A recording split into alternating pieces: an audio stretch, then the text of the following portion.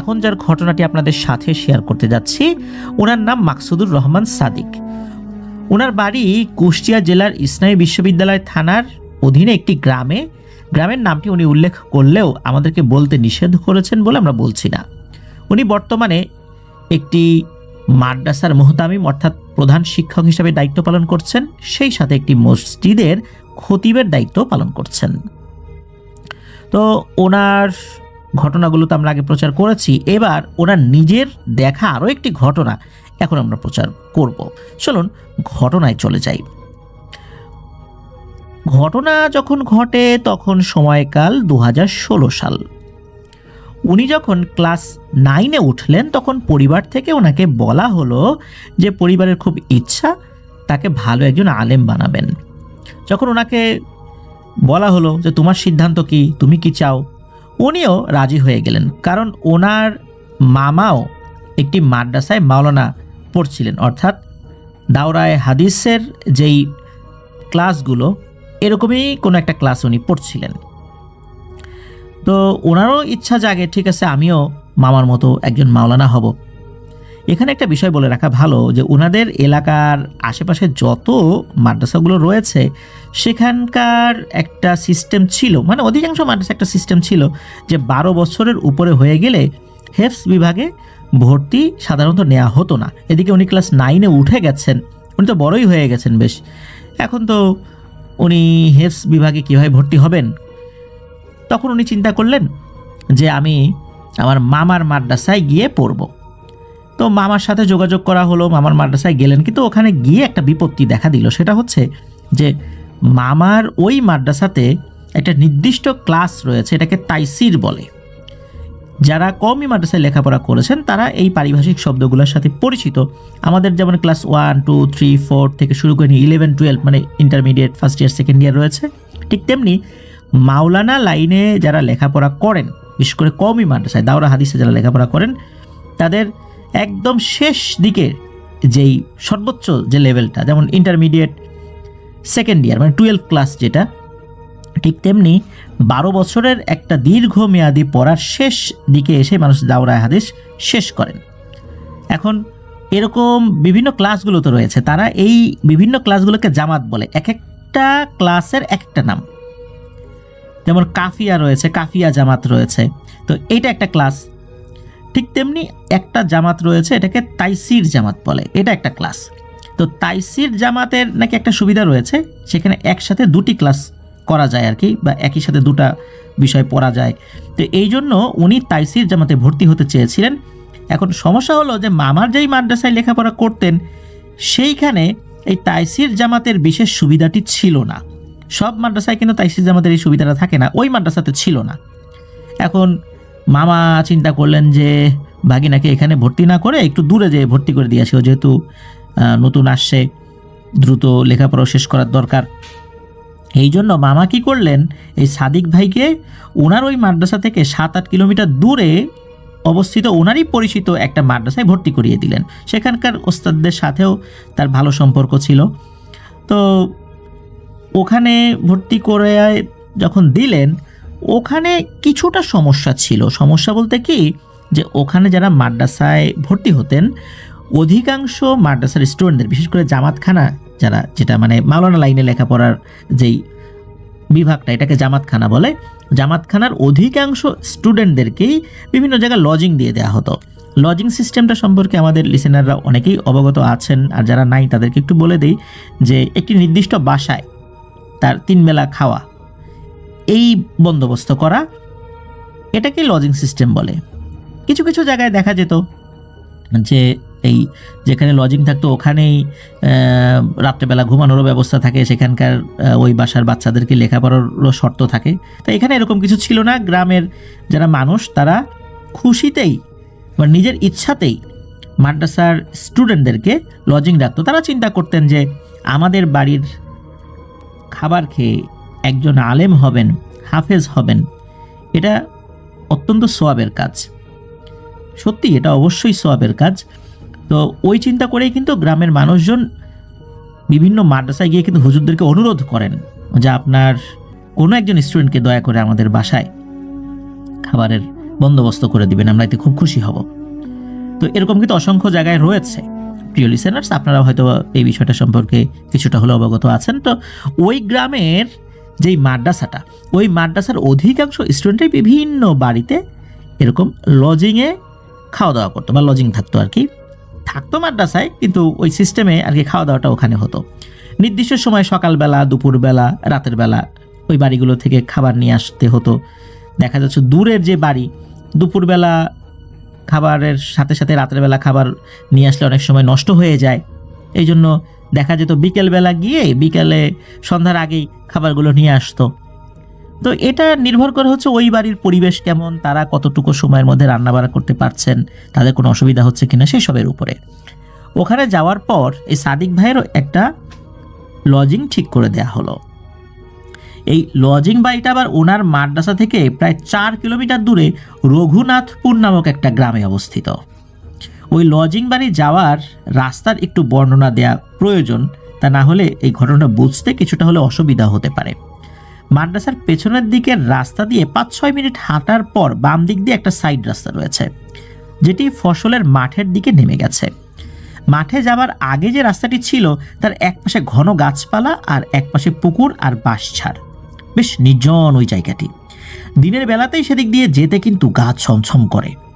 আর এই জায়গাটা পেরিয়ে সামনে একটা বিশাল চাষযোগ্য জমি, আর মাঠের বুক চিরে একটি মেঠো পথ রয়েছে। এই মেঠো পথ দিয়ে 10 মিনিট হাঁটলেই সেই গ্রাম। আর মাঠটি এমন যে মাঠ থেকে কেউ যদি বিপদে পড়ে সাহায্যের জন্য গলা ফাটিয়ে চিৎকার করে তাহলে শোনার মতো কেউ নাই। যাই হোক, এখন আসি মূল ঘটনায়। তো 3 বেলাতেই ওনাকে এই মাঠ পেরিয়ে খাবার এনে খেতে হতো। সকাল আর দুপুরে উনি একাই খাবার আনতে যেতেন, আর রাতের বেলা খাবার আনার সময় ওনার সাথে ইমরান ভাই নামে আরেকজন ভাই যেতেন। তার বাড়িও কুষ্টিয়াতেই, তবে উনি সিনিয়র, 1 ক্লাস সিনিয়র আর কি, উনি এক জামাত উপরে পড়তেন। তো ওনাদের ক্লাসরুম আবার ঘুমানোর রুম এগুলো আলাদা আলাদা। রাত 8টা নাগাদ ওনাদের রাতের খাবারের ছুটি হতো। ইমরান ভাই আগে থেকেই রাস্তায় দাঁড়িয়ে ওনার জন্য অপেক্ষা করতেন। এরপর ওনারা একসাথে সেই গ্রামে যেতেন খাবার নিয়ে আসার উদ্দেশ্যে, কারণ তার লজিং বাড়িও ওই গ্রামেই ছিল। তো উনি একজন যাওয়ার সাথী পেয়ে গেছেন, এটা ওনার জন্য একটা আনন্দের বিষয় ছিল। তো 2 সপ্তাহ এভাবেই চলছে, কোনো প্রকার কোনো সমস্যার মুখোমুখি ওনারা হন নাই। সাদিক ভাইয়ের লজিং বাড়ি যেই গ্রামে অবস্থিত, সেই গ্রামের মসজিদে ওনাদেরই মাদ্রাসার সিনিয়র এক বড় ভাই, তার নাম হচ্ছে ওমর ফারুক, উনি ইমামতি করতেন। তো কি হয় যে এক শুক্রবারে এই সাদিক ভাই সহ আরও 2জনকে ওনার মসজিদে দাওয়াত করলেন। তো দাওয়াত রক্ষার্থে সাদিক ভাই, ইমরান ভাই আর রায়হান ভাই, এই 3জন রাতের পড়া শেষ করে রাত 8টার পর ওমর ফারুক ভাইয়ের মসজিদের উদ্দেশ্যে রওনা দিলেন। মসজিদ থেকে ওনার মানে সাদিক ভাইয়ের লজিং বাড়ি 5 থেকে 6 মিনিটের পায়ে হাঁটা পথ আর কি। তাই আগেই উনি সেইখানে গিয়ে খাবারটা নিয়ে তারপর ওমর ফারুক ভাইয়ের মসজিদে গেলেন। গল্প করতে করতে বেশ রাত হয়ে গেল, রাত আনুমানিক 10টা কি 10:30। গ্রামে বিশেষ করে ওই এলাকায় এখনও রাত 10:30 মানে কিন্তু অনেক রাত। তো ওনারা 4জন গল্প করতে করতে বের হয়ে আসলেন, হাঁটা শুরু করলেন। ওমর ফারুক ভাইও উনি মাদ্রাসায় যাবেন। ওনার সেই মাঠটা, যে মাঠের কথা বলেছিলাম আর কি, সেই মাঠটা অতিক্রম করে সবেমাত্র বাঁশবাগানের কাছাকাছি আসছেন। হঠাৎ করে এই যে রায়হান ভাই, উনি ছিলেন তাদের সাথে, তো এই রায়হান ভাই থমকে দাঁড়ালেন। উনি বললেন, এই তোমরা কি কোনো কান্নার আওয়াজ শুনতে পাচ্ছ? তো ওনারাও তো কান পেতে শোনার চেষ্টা করলেন। তখন সবাই বললেন, এই সাদিক ভাই বললেন, হ্যাঁ তাই তো, আমরা তো কান্নার আওয়াজ শুনতে পাচ্ছি। মানুষ মারা গেলে মাতম করে যেভাবে কাঁদে না, মনে হচ্ছে ওইভাবে একটা বিশেষ সুর করে মরা কান্না করছে। রায়হান ভাই চিৎকার দিয়ে বলে উঠলেন, এই কে রে, কে কান্না করছে এত রাত্রে এখানে? এইটা বলে রায়হান ভাই রাস্তা থেকে একটা মাটির ঢিল তুলে বাঁশবাগানের দিকে ছুঁড়ে মারলেন। সাথে সাথে সেই কান্না বন্ধ হয়ে গেল। ওনারা আবার হাঁটতে লাগলেন। ওমর ফারুক ভাই বললেন, এই রাস্তায় খারাপ কিছু আছে নিশ্চয়ই, দ্রুত পা চালিয়ে মাদ্রাসায় পৌঁছাতে হবে, চলো চলো। হঠাৎ করে এবার কি হলো, হাসির আওয়াজ শুনতে পেলেন সকলে। কান্নার আওয়াজ না, এবার হাসির আওয়াজ। এতক্ষণে কিন্তু ওনারা বাঁশ ঝাড়ের নিচে চলে আসছেন। আর কান্নার আওয়াজটা শুনছিলেন হলো বাঁশঝাড়ের কাছাকাছি যখন আসছিলেন তখন। তো ওনারা বাঁশঝাড়ের ভেতরে চলে আসছেন, কিন্তু একদম মাথার উপর বাঁশ, এরকম একটা অবস্থা। তো হাসির আওয়াজ শুনে ওনারা আবারও দাঁড়িয়ে গেলেন এবং হাসির উৎস খুঁজতে লাগলেন। সাদিক ভাই বুঝলেন যে খারাপ কিছু ওনাদের পিছু নিয়েছে ক্ষতি করার জন্য। ওমর ফারুক ভাই বেশ সাহসী একজন মানুষ। উনি বলছেন, এই এত নাটক না করে যদি সাহস থাকে তাহলে আমাদের সামনে আয়। এটা বলার সাথে সাথে একটা বাঁশ হুড়মুড় করে ওনাদের সকলের সামনেই পথের মাঝামাঝি ঝুলে পড়ল। ওনারা চারজনেই দেখলেন বাঁশের উপরে একটা মহিলা সাদা শাড়ি পরিহিত অবস্থায় বসে আছে। মুখটা ঢাকা, চেহারাটা তখনও দেখা যাচ্ছিল না। এই দৃশ্য দেখে সাদিক ভাই তো প্রচণ্ড ভয় পেয়েছেন। তখন ওই অবয়বটার মুখ ঠিকঠাক মতো না দেখলেও একটু পরেই ওই মহিলাটি মাথা তুলে খুব ভয়ঙ্করভাবে ওনাদের দিকে তাকিয়ে হি হি করে হাসতে লাগলো। তখন ওই মহিলাটির মুখ সকলেই দেখতে পেলেন। চেহারাটা যে বেশি ভয়ঙ্কর ছিল বিষয়টা এরকম না। মহিলাটির মুখটা খুবই বৃদ্ধা মানুষের মুখ যেমন হয়, চামড়া কুচকানো, অমন। ওই মহিলাটি নাকি কণ্ঠে বলে ওঠে, কিরে, ইলিশ ভাজা তোরা একাই খাবি, আমাকে দিবি না? আমাকেও দিয়ে যা একটা মাছ। সেদিন ওই লজিং বাড়ি থেকে এই সাদিক ভাইকে একটা ইলিশ মাছ দিয়েছিল। এটা কিন্তু উনি জানতেন না আসলে। ওই টিফিন ক্যারিয়ার থাকে তো, ওর ভিতরে খাবার দিয়ে দেয়, উনি ওটা নিয়ে চলে আসেন। পরে মাদ্রাসায় খাবার আগে খাবার আগে এটা খোলেন আর কি, তখন দেখেন। তো ইলিশ মাছ দিয়ে দিয়েছে উনি তো জানেন না। আর যখন এই কথা বলেছে তখন তো এই চারজনই বুঝতে পেরেছে যে আজ ওনারা মেছো জিনের খপ্পরে পড়েছেন। এই ইলিশ মাছ খাওয়ার জন্যই সে পিছু নিয়েছে। তো ওনাদের চারজনের মধ্যে যে ওমর ফারুক ভাই, সে তো খুব ভয়ঙ্কর রকমের সাহসী। উনি বলে উঠলেন, আমাদের মাছ তোকে কেন দিব? এসব মাছটা দিতে পারবো না, তোমাদের পথ ছাড়, মাদ্রাসায় যেতে হবে। কিন্তু সেই মেছো জিন মাছ না নিয়ে কোনোভাবেই যেতে দিতে রাজি না। ওমর ফারুক ভাই আর ওই জিনের মধ্যে এক প্রকার তর্কাতর্কি বেঁধে গেল। এক পর্যায়ে ওমর ফারুক ভাই প্রচণ্ড রেগে গিয়ে এই সাদিক ভাইয়ের হাতে থাকা স্টিলের এই টিফিন ক্যারিয়ারের যে বাটিটা, এটা নিয়ে ওই মেসোজিনকে উদ্দেশ্য করে ছুঁড়ে মারলেন আর বললেন যে, এই নে মাছ, নে খা, মাছ খা। ওই বাটিটা গিয়ে ওই অবয়বের মাথা বরাবর লাগে। সাথে সাথে ওই অবয়বটি ব্যথায় আর্তনাদ করে উঠল আর চেঁচাতে চেঁচাতে বলল, আমি তো শুধু মাছই খেতে চেয়েছিলাম তোদের কাছে, তাই না? আর কিছু কি আমি তোদেরকে করেছি? তোরা আমাকে এভাবে আঘাত করলি, এর পরিণাম কিন্তু ভালো হবে না, দেখে নিস। আমি কিন্তু তোদের পিছনে লেগেই থাকবো, বলে দিলাম। এই বলে ওই মহিলাটি ওনাদের চোখের সামনেই মিলিয়ে গেল আর বাঁশটিও তরতর করে সোজা হয়ে গেল।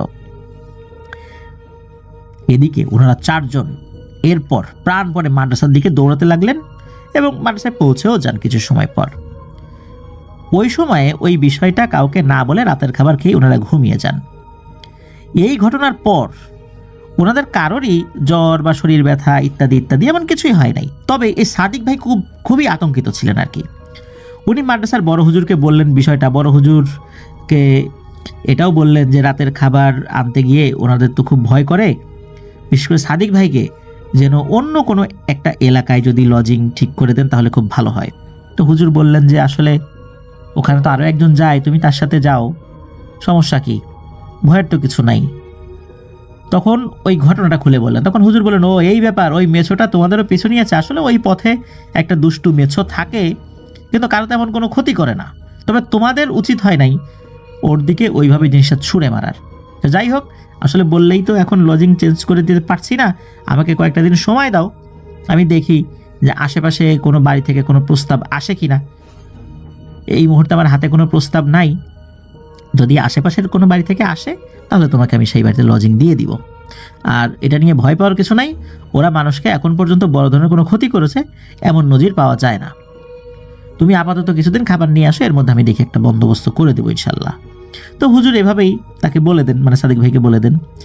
যেহেতু হুজুর কয়েকদিন সময় নিয়েছেন তো বাধ্য হয়ে তো ওখানে যেতেই হবে।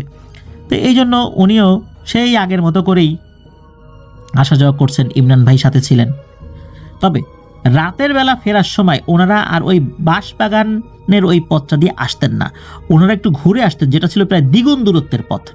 এভাবে কেটে দিল বেশ কিছুদিন। সবাই ভেবেছিলেন যে আর কোনো কিছু ঘটবে না, কিন্তু না, আরও ভয়ঙ্কর কিছু কিন্তু অপেক্ষা করছে, এটা তো ওনারা বুঝতে পারেন নাই।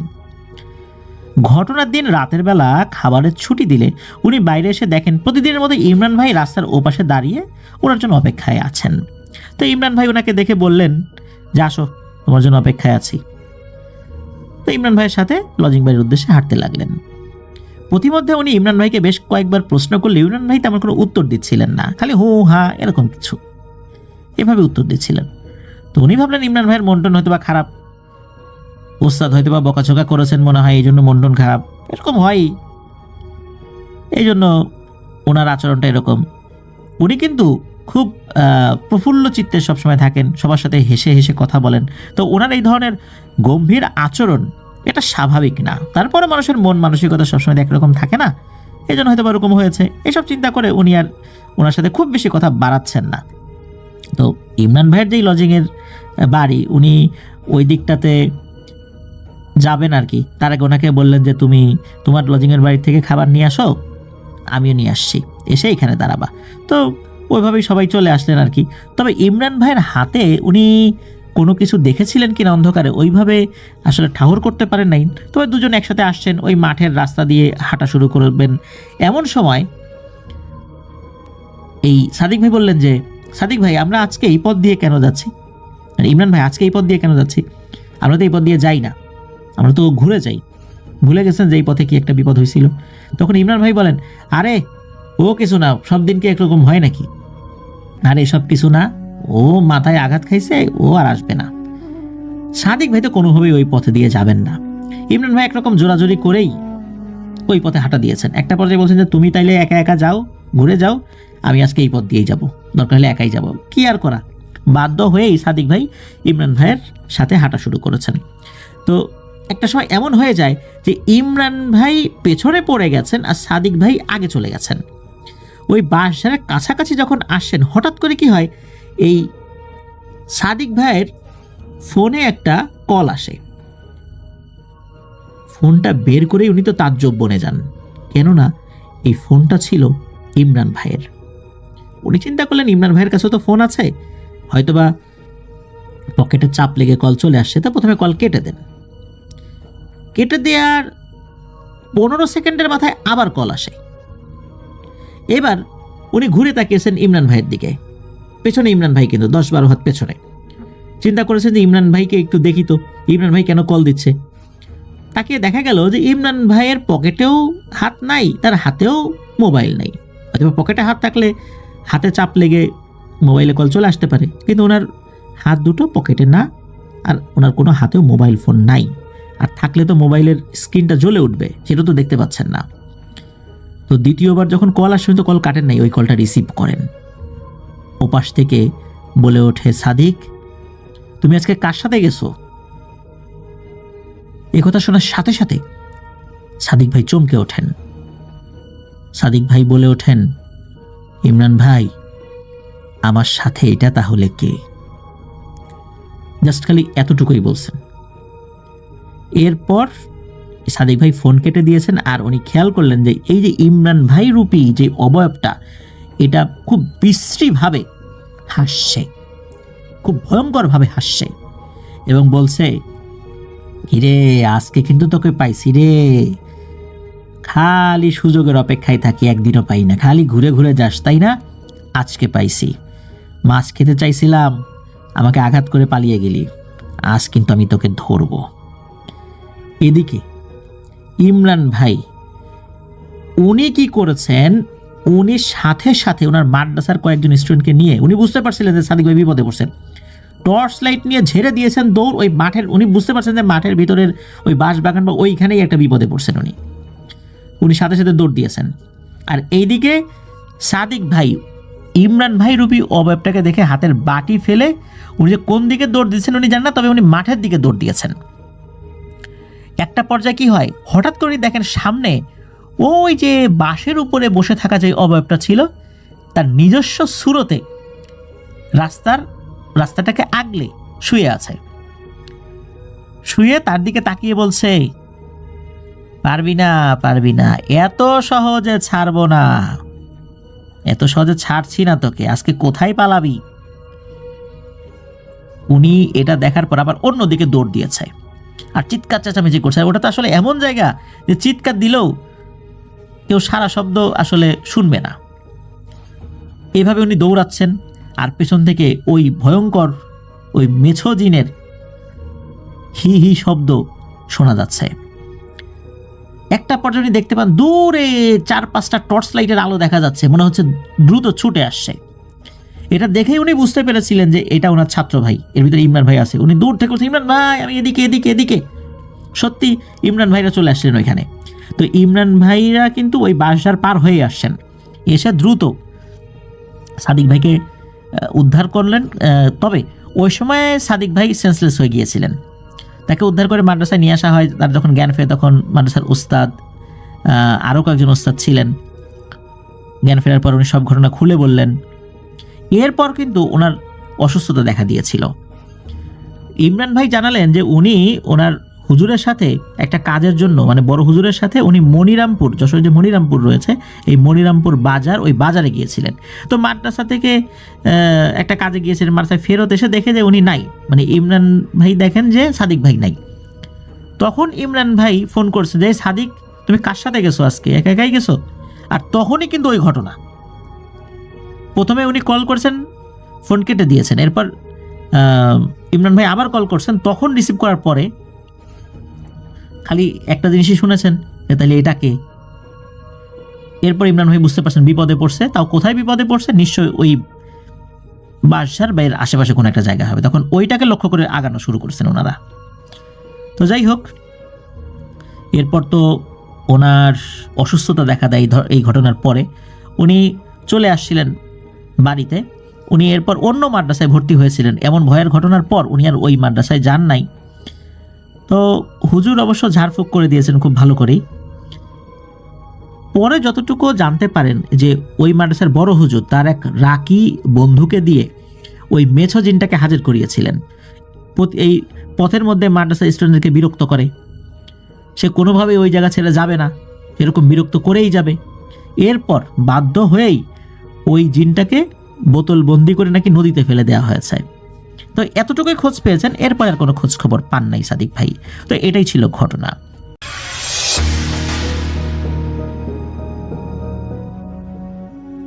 এই ঘটনাটি আমাদেরকে যিনি পাঠিয়েছেন তার নাম রিয়াদ। তার বাড়ি ঢাকার ডেমরার কোনাপাড়া বাস স্ট্যান্ডের পাশেই। ঘটনাটি তার নিজের সাথেই ঘটে যাওয়া। শুধু যে তার নিজের সাথে ঘটেছে বিষয়টা এরকম না, তার পরিবারের অন্য সদস্যদের সাথেও ঘটেছিল। ওনার বর্তমান বয়স 16 বছরের মতো। ঘটনা যখন ঘটে তখন তার বয়স 4 বছরের মতো ছিল বলে উনি অনুমান করেন। কিছু কিছু বিষয় তার এখনও মনে রয়েছে। তবে যখন ঘটনাটি উনি ফেস করেছিলেন তখন ওই সময়ের ভয়াবহতা আজও ওনার মনে দাগ কেটে রয়েছে। চলুন শুনি সেই ঘটনা। সময়কাল 2014 কি 15 এরকম হবে। ওই সময় হয় কি, ওনাদের ওই ডেমরাতে যেখানে বাসা ছিল ওখানে ওনারা 2 ভাই ছিলেন। এখন অবশ্য ওনার ছোট একটা বোন আছে 3-4 বছরের। তখন তো এই বোনের জন্ম হয়নি। ওনারা 2 ভাই মা বাবা মিলে ডেমরার একটা বাসায় ছিলেন। একদিন হয় কি, হঠাৎ করে কোনো একটা কারণে মা বাবার সাথে ভীষণ ঝগড়া লেগে যায়। ওনার মা তো রেগে একাকার।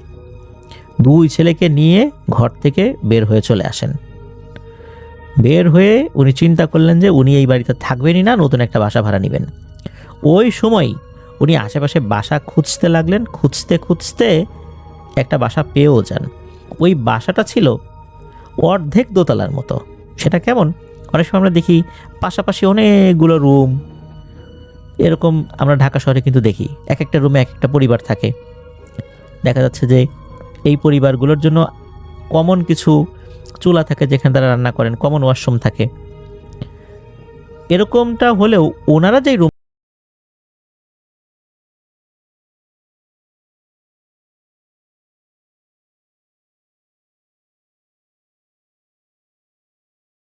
বাড়িওয়ালি ভদ্রমহিলা এই বাসাটা ভাড়া দিয়ে দেন। কারণ ওনার স্বামী ছিল না, সন্তানও ছিল না, মারা গিয়েছিল। খুব অল্প টাকায় বাসা ভাড়া পেয়ে যান। ওনার মা তো খুশি, যাকে এবার সন্তানদেরকে নিয়ে এখানে থাকুক, উনি আর ওনার স্বামী মানে এই রিয়াদ ভাইয়ের বাবা একটু একাকিত্ব ভোগ করুক, কেমন লাগে। ঝগড়াঝাটি করছে, স্বামীর প্রতি খুব ক্ষিপ্ত, এই জন্য চলে আসছে এইভাবে। এদিকে রিয়াদ ভাইয়ের বাবা তো তাদেরকে খুঁজছেন, কোথায় গেল কোথায় গেল, আশেপাশে মানুষদের কাছে জিজ্ঞেস করছেন, আত্মীয় স্বজনদের কাছে জিজ্ঞেস করছেন, কেউ কিছু বলছেন না। তো ওখানে তো ওনারা উঠেছেন। এদিকে হয় কি, রিয়াদ ভাইয়ের যিনি মেজো মামা তিনি কিন্তু বিষয়টা জানতেন, এই বাসা খোঁজার জন্য তিনিও কিছুটা সহযোগিতা করেছিলেন ওই সময়। প্রথম রাত্রে ঠিকঠাক মতোই ওনারা ছিলেন। গভীর রাত্রে হঠাৎ করে, মানে পরের দিনের কথা, গভীর রাত্রে হঠাৎ করে ওনাদের দরজায় ঠক ঠক ঠক ঠক শব্দ। প্রথমে চিন্তা করেছিলেন যে এটা হয়তোবা এই রিয়াদ ভাইয়ের বাবা এসেছেন,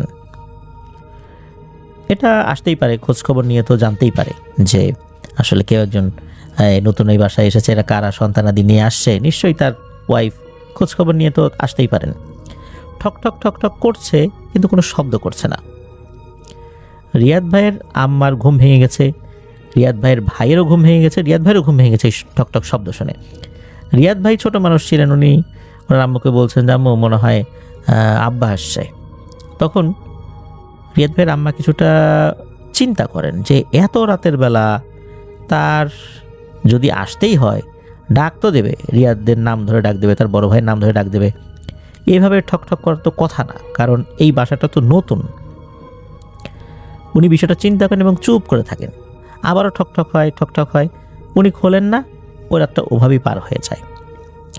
পরের দিন রিয়াদ ভাইয়ের মেজো মামা আসছেন। মেজো মামা আসেন, গল্প গুজব হচ্ছে, সারাদিন এভাবেই চলে যায়। মেজো মামা কিন্তু ওই এলাকাতেই থাকতেন।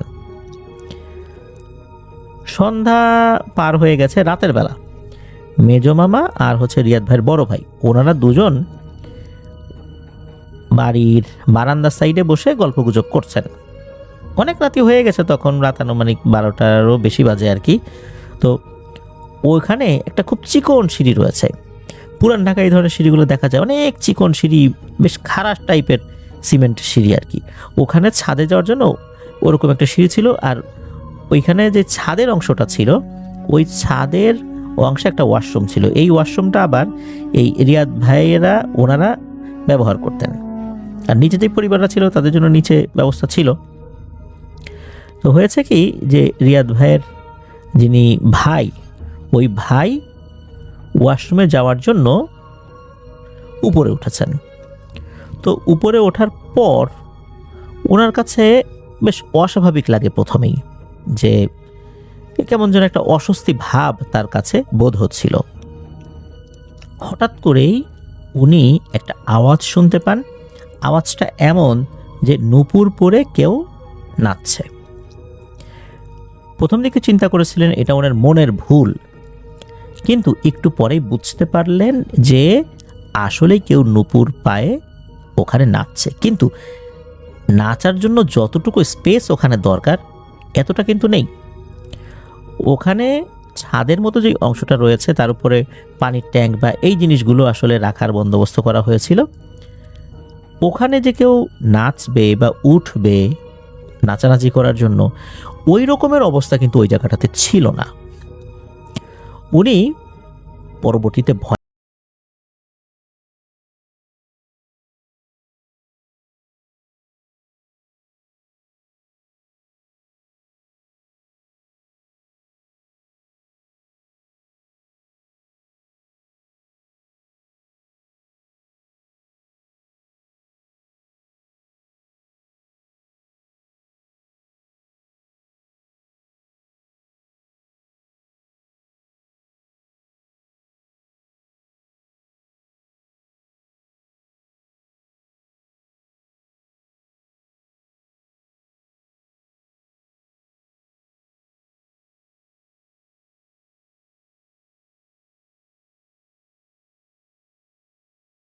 কি রিয়াদ ভাই ওয়াশরুমে যাবেন রাতের বেলা।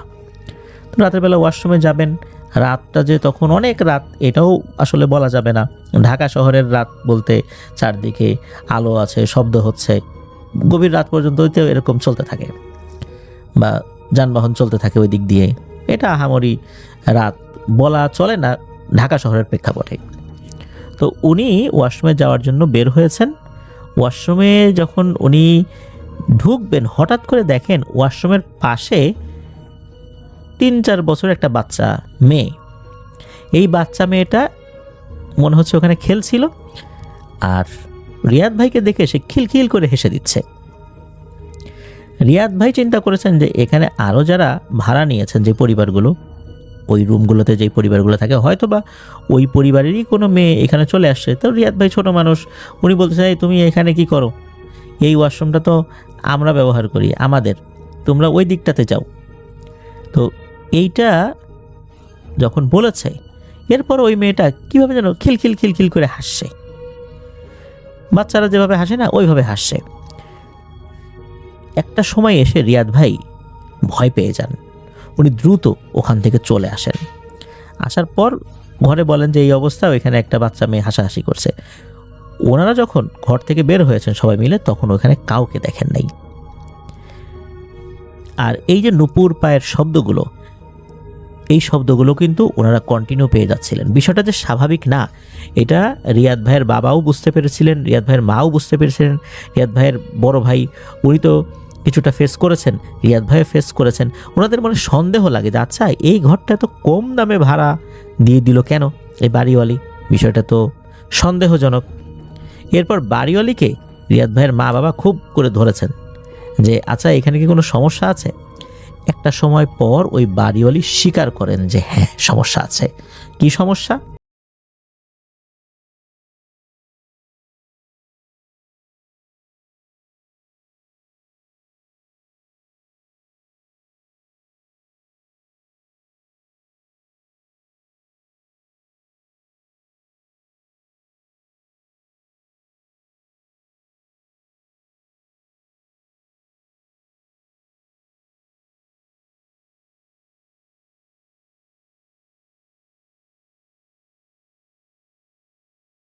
আবার আত্মহত্যার পর থেকে নিয়ে যেটা চলমান রয়েছে, উনি চেষ্টা করেছেন ওনার মতো করে, কিন্তু এখনো সমাধান হয়নি। যখন এই বিষয়টা জানতে পারলেন তখন দ্রুত ওই বাসা ত্যাগ করে আগের বাসায় চলে আসেন। রিয়াদ ভাইয়ের আম্মু তো রাগ করে এই বাসা ভাড়া নিয়েছিলেন, আবার আগের বাসায় চলে আসছেন। তো রিয়াদ ভাই জানালেন যে ওই বাড়িটা পরবর্তীতে সংস্কার করা হয়েছে, ওখানে এখন 3 তলা করা হয়েছে। এখনও নাকি ওই দিক দিয়ে যাওয়ার সময় সেই রাতের কথা মনে পড়ে যায়।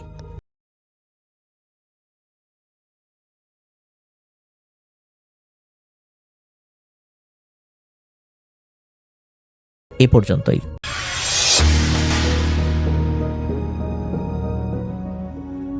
রাসেল তার বন্ধুর কাছ থেকে ঘটনাটি শুনেছে, তার বন্ধু তাদের এলাকার 2জন ছেলের কাছ থেকে ঘটনাটা শুনেছে। তো জায়গার নাম সে শেয়ার করবে না সঙ্গত কারণেই। তো আমি চলে যাচ্ছি সেই ঘটনায়, রাসেলের রিকোয়েস্টে আমার মতো করে শেয়ার করছি ঘটনাটা। যেখানটা ঘটনা ঘটেছে এটা হচ্ছে একটু শহরের এমন একটা প্রান্ত যেখানে অনেক পুরনো বাড়িঘর আছে, মানে জায়গাতে বেশ পুরনো বাড়িঘর দিয়ে ঘেরা, ওই জায়গায় অনেক পুরনো বসতি সেখানে আছে। তো এরকম একটা জায়গায় একটা পুরনো বাড়ি আছে, বেশ বড় পুরনো বাড়ি। এটা জমিদার বাড়ি ঠিক বলা যাবে না, বাট কোনো ধনী মানুষের বাড়ি ছিল এটি, এবং এখন সুরক্ষার অভাবে পড়ে আছে, ওখানে কেউ থাকে না, বাড়িটা পুরো ফাঁকা। এবং বাড়িটার আশেপাশে বিভিন্ন রকমের ছোটোখাটো স্থাপনা আছে, মানে বোঝা যায় বেশ ধনবান মানুষের বাড়ি ছিল এটা। সম্ভবত হয়তো জায়গাটা এই জায়গাটার হয়তো কোনো মীমাংসা নাই বা কিছু একটা এরকম কিছু আর কি। যাই হোক, বাড়িটা ওই জায়গায় পড়ে আছে। তার পাশে দেয়াল করা, বাড়ির দেয়ালের পাশে দেখা যাচ্ছে যে কিছু মানুষ, দরিদ্র মানুষ যারা দেখা যাচ্ছে যে থাকার জায়গা নাই, তারা ওইখানে ছাপড়া ঘরের মতো করে ওখানে থাকে। তো সেখানে 2টা ভাই থাকতো, একজনের নাম তানিম, একজনের নাম আনোয়ার। এরা 2 ভাই আসছিল গ্রাম থেকে, তাদের ওখানে নদী ভাঙনের কারণে তারা আসলে শহরে এসে কাজের চেষ্টা করে। তো কাজকর্ম ওখানে না পেয়ে তারা বিভিন্ন রকমের ছোটোখাটো কাজ শুরু করে, মানে সুযোগ পেলে দেখা যাচ্ছে বোতল, প্লাস্টিকের বোতল এগুলো কালেক্ট করে নিয়ে যে দোকানে বিক্রি করে, আবার অনেক সময় রিক্সা চালায়, টুকিটাকি মানুষের কাজকর্ম করে দেয়। এগুলো করেই নাকি 2 ভাই চলছিল। তো এই 2 ভাই ওইখানে ওই যে সেই বাড়িটার পাশে যে দেয়ালের অংশের পাশে সেই জায়গায় তারা ওই ছাপড়া ঘরে থাকতো রাতের বেলা। তো তারা শুনতো, যখন তারা নতুন এখানে উঠছে তারা শুনতো যে ওইখানে নাকি বিভিন্ন রকমের ভৌতিক ব্যাপার স্যাপার মানুষ দেখতে পায় ওই বাড়ির ভিতরে বা এদিকে। তাদেরকে সবাই নিষেধ করতো যে কখনো বাউন্ডারি ক্রস করে ওই পাশে যাবা না। তো তানিম আনোয়ার মনে করতো যে ভাই তারা হয়তো দরিদ্র মানুষ দেখে মানুষ মনে করে যে তারা কি না কি করবে বা তারা কোনো খারাপ কাজ করবে বা চুরি করবে, এরকম ভাবতো আর কি। তো এই জন্য মনে হয় মানুষ মানা করে। যাই হোক, তারা মনে মনে কষ্ট পেত, কিন্তু কারণ তারা দুই ভাই অনেক পরিশ্রমী এবং ভালো মানুষ, কোনো রকমের উল্টাপাল্টা জিনিসে তাদের চিন্তা ভাবনা নাই, এবং তাদের অবস্থা একসময় বেশ ভালো ছিল। তারা তখন মানে যখন ভালো অবস্থা ছিল তখন তারা খুব সুন্দরভাবে দিন কাটাতো। এই নদীর ভাঙনের ফলে তাদের অনেক ক্ষতি হয়েছে এবং তারা আসলে এই কর্মহীন হয়ে পড়ছে এবং তাদেরকে এখন কেউ কাজও দিতে চাচ্ছে না। তখন কৃষিকাজে অভ্যস্ত ছিল, এখন তাদের মানে সেরকম জমি জমাতে কিছুই নাই, সেখানে জমি জমাই নাই, শহরে সেরকম ছিন্নমূলের মতো আছে। খুব কষ্ট পেত দুই ভাই। তো এরকম এক শীতকালের রাতে সারাদিন কাজ করছে তামিম আনোয়ার দুই ভাই। কাজ করে এসে বসে দেখা যাচ্ছে তাদের টুকিটাকি খাবার ছিল, সেগুলো খাইছে। ওই দিন তেমন একটা ইনকামও করতে পারে নাই, খাবার দাবারও যে খুব ভালো হয়েছে তা না, পেটে ক্ষুধা অনেকটা। তো কাগজপত্র দিয়ে শীত যেহেতু পড়ছে, আগুন জ্বালায় বসে দুই ভাই আগুন পোহাচ্ছে। তা আগুন পোহাতে হঠাৎ করে তানিমের কাছে ভালো লাগে না, তার মনে জানি কেমন একটু মনটা খারাপ হয়। তানিম চিন্তা করে যে আমি একটু হাঁটাহাঁটি করে আসি। তো তার ভাইরা বলে যে যাবি? বলে কোথায়? আমি হাঁটমো। বলে কই হাঁটবি? কই হাঁটমো যেখানে ইচ্ছা হাঁটমো। তা আনোয়ার নাকি বলে যে না, আমার ভাল লাগতেছে না, তুই যা। তো তানিম তার ভাইকে রেখে হাঁটা শুরু করে। তো হাঁটতে হাঁটতে সে যাচ্ছে এবং তার মানে মনটা বেশ খারাপ। সে ওই যে দেয়াল ধরে, ওখানকার যে বাউন্ডারি দেয়াল, ওই পাশে গাছ লাগানো, অনেক গাছ আছে, গাছগাছালি পাই দিয়ে হেঁটে যাচ্ছে। মনটা খারাপ, তাদের ভালো দিনের কথা চিন্তা করে, তাদের গ্রামের কথা চিন্তা করে, গ্রাম কেমন ছিল, গ্রামে কিভাবে চলতো, তাদের সেই দিন সন্ধ্যার পর কীরকম দিন কাটতো। তখন দুই ভাই পড়াশোনাও করতো, তারা দুই ভাই একদম পিঠাপিঠি আর কি, এক ক্লাস উপরে নিচে পড়তো আর কি। তো যাই হোক, এগুলো মনে করে হাঁটতে হাঁটতে তার কাছে খুব খারাপ লাগে। রাস্তা দিয়ে মানে শীত পড়ছে, শীতে শহরের ঠান্ডাতে দেখা যাচ্ছে যে ওই যেখানে গাছগাছালি আছে ওইখানে বেশ কুয়াশা, রিক্সা যাচ্ছে এরকম। দূরে এক বাদাম বিক্রি করতেছে, সেই কুপির আলো জ্বলতেছে, এতগুলো বাদাম নিয়ে বসছে। তানিমের খুব ইচ্ছা করতেছিল যে সে ওখান থেকে বাদাম কিছু কিনে খায়, কিন্তু সে ওটা কিনতে পারবে না কারণ তার কাছে টাকা নেই। তো মন খুব খারাপ। তখন চিন্তা করতেছিল যে এই সামান্য 2 টাকার বাদামেও কিনতে পারবো না। মানে এটা এখন থেকে বেশ অনেক দিন আগের ঘটনা, আজ থেকে প্রায় 20 বছর আগের ঘটনা। তো তখন 2 টাকায় বাদাম পাওয়া যেত আর কি। তো যাই হোক, তানিম হাঁটতে যাচ্ছে, হাঁটতে গিয়ে এক সময় এসে দেখে যে ওই যে বাড়িতে ঢোকার যে বাউন্ডারিটা এখান থেকে খোলা আর কি, বাউন্ডারি দেয়াল নাই। তো সে চিন্তা করে যে এই জায়গা দিয়ে তো খুব একটা আশা হয় নাই, যাই হাঁটি ভিতরে কি আছে। তো হেঁটে সে ঢুকে যায় বাড়ির পুরা যে কম্পাউন্ডের ভিতরে ঢুকে দেখতেছে যে এই জায়গাটা মোটামুটি ওই ঘাস উঁচু হয়ে জন্মায় আছে। ঘাস তো এখানে মেনটেন করা হয় না, উঁচু নিচু ঘাস হয়ে রয়েছে। এদিকে দু একটা এখানে মনে হয় কিছু ছিল, সেগুলোর ভাঙা দেয়াল আছে। তো এরকম দেখে সে হাঁটতেছে এবং তার কাছে বেশ ভালো লাগতেছে, কারণ এই শীতকালে এই জায়গাটাতে, এই বাড়ির ভেতরে, কম্পাউন্ডের ভেতরে আর আলো নাই। হ্যাঁ, মানে ভিতরে আলো নাই, চাঁদের আলো যতটুকু পড়ছে শীত ধোঁয়া আলো, মানে এই যে কুয়াশা ধুয়ে যে আলো আসতেছে সেটা জায়গাটা কুয়াশাচ্ছন্ন হয়ে গেছে। এর মধ্যে দিয়ে হেঁটে যাচ্ছে, তার কাছে একেবারে অন্যরকম লাগতেছে। সে মোটামুটি হারায় গেছে। তার কাছে হঠাৎ মনে হচ্ছে যে সেই তাদের গ্রামে আছে, যেটা ভেঙে গেছে, যে গ্রাম এখন নাই। তার কাছে মনে হচ্ছে সেই গ্রামের কোনো একটা পথ দিয়ে সে হেঁটে যাচ্ছে। সে অনেকটা হারায় গেছে, মানে আসলে তার এই মানে মন খারাপ থেকে তাকে অন্য একটা জগতে নিয়ে গেছে।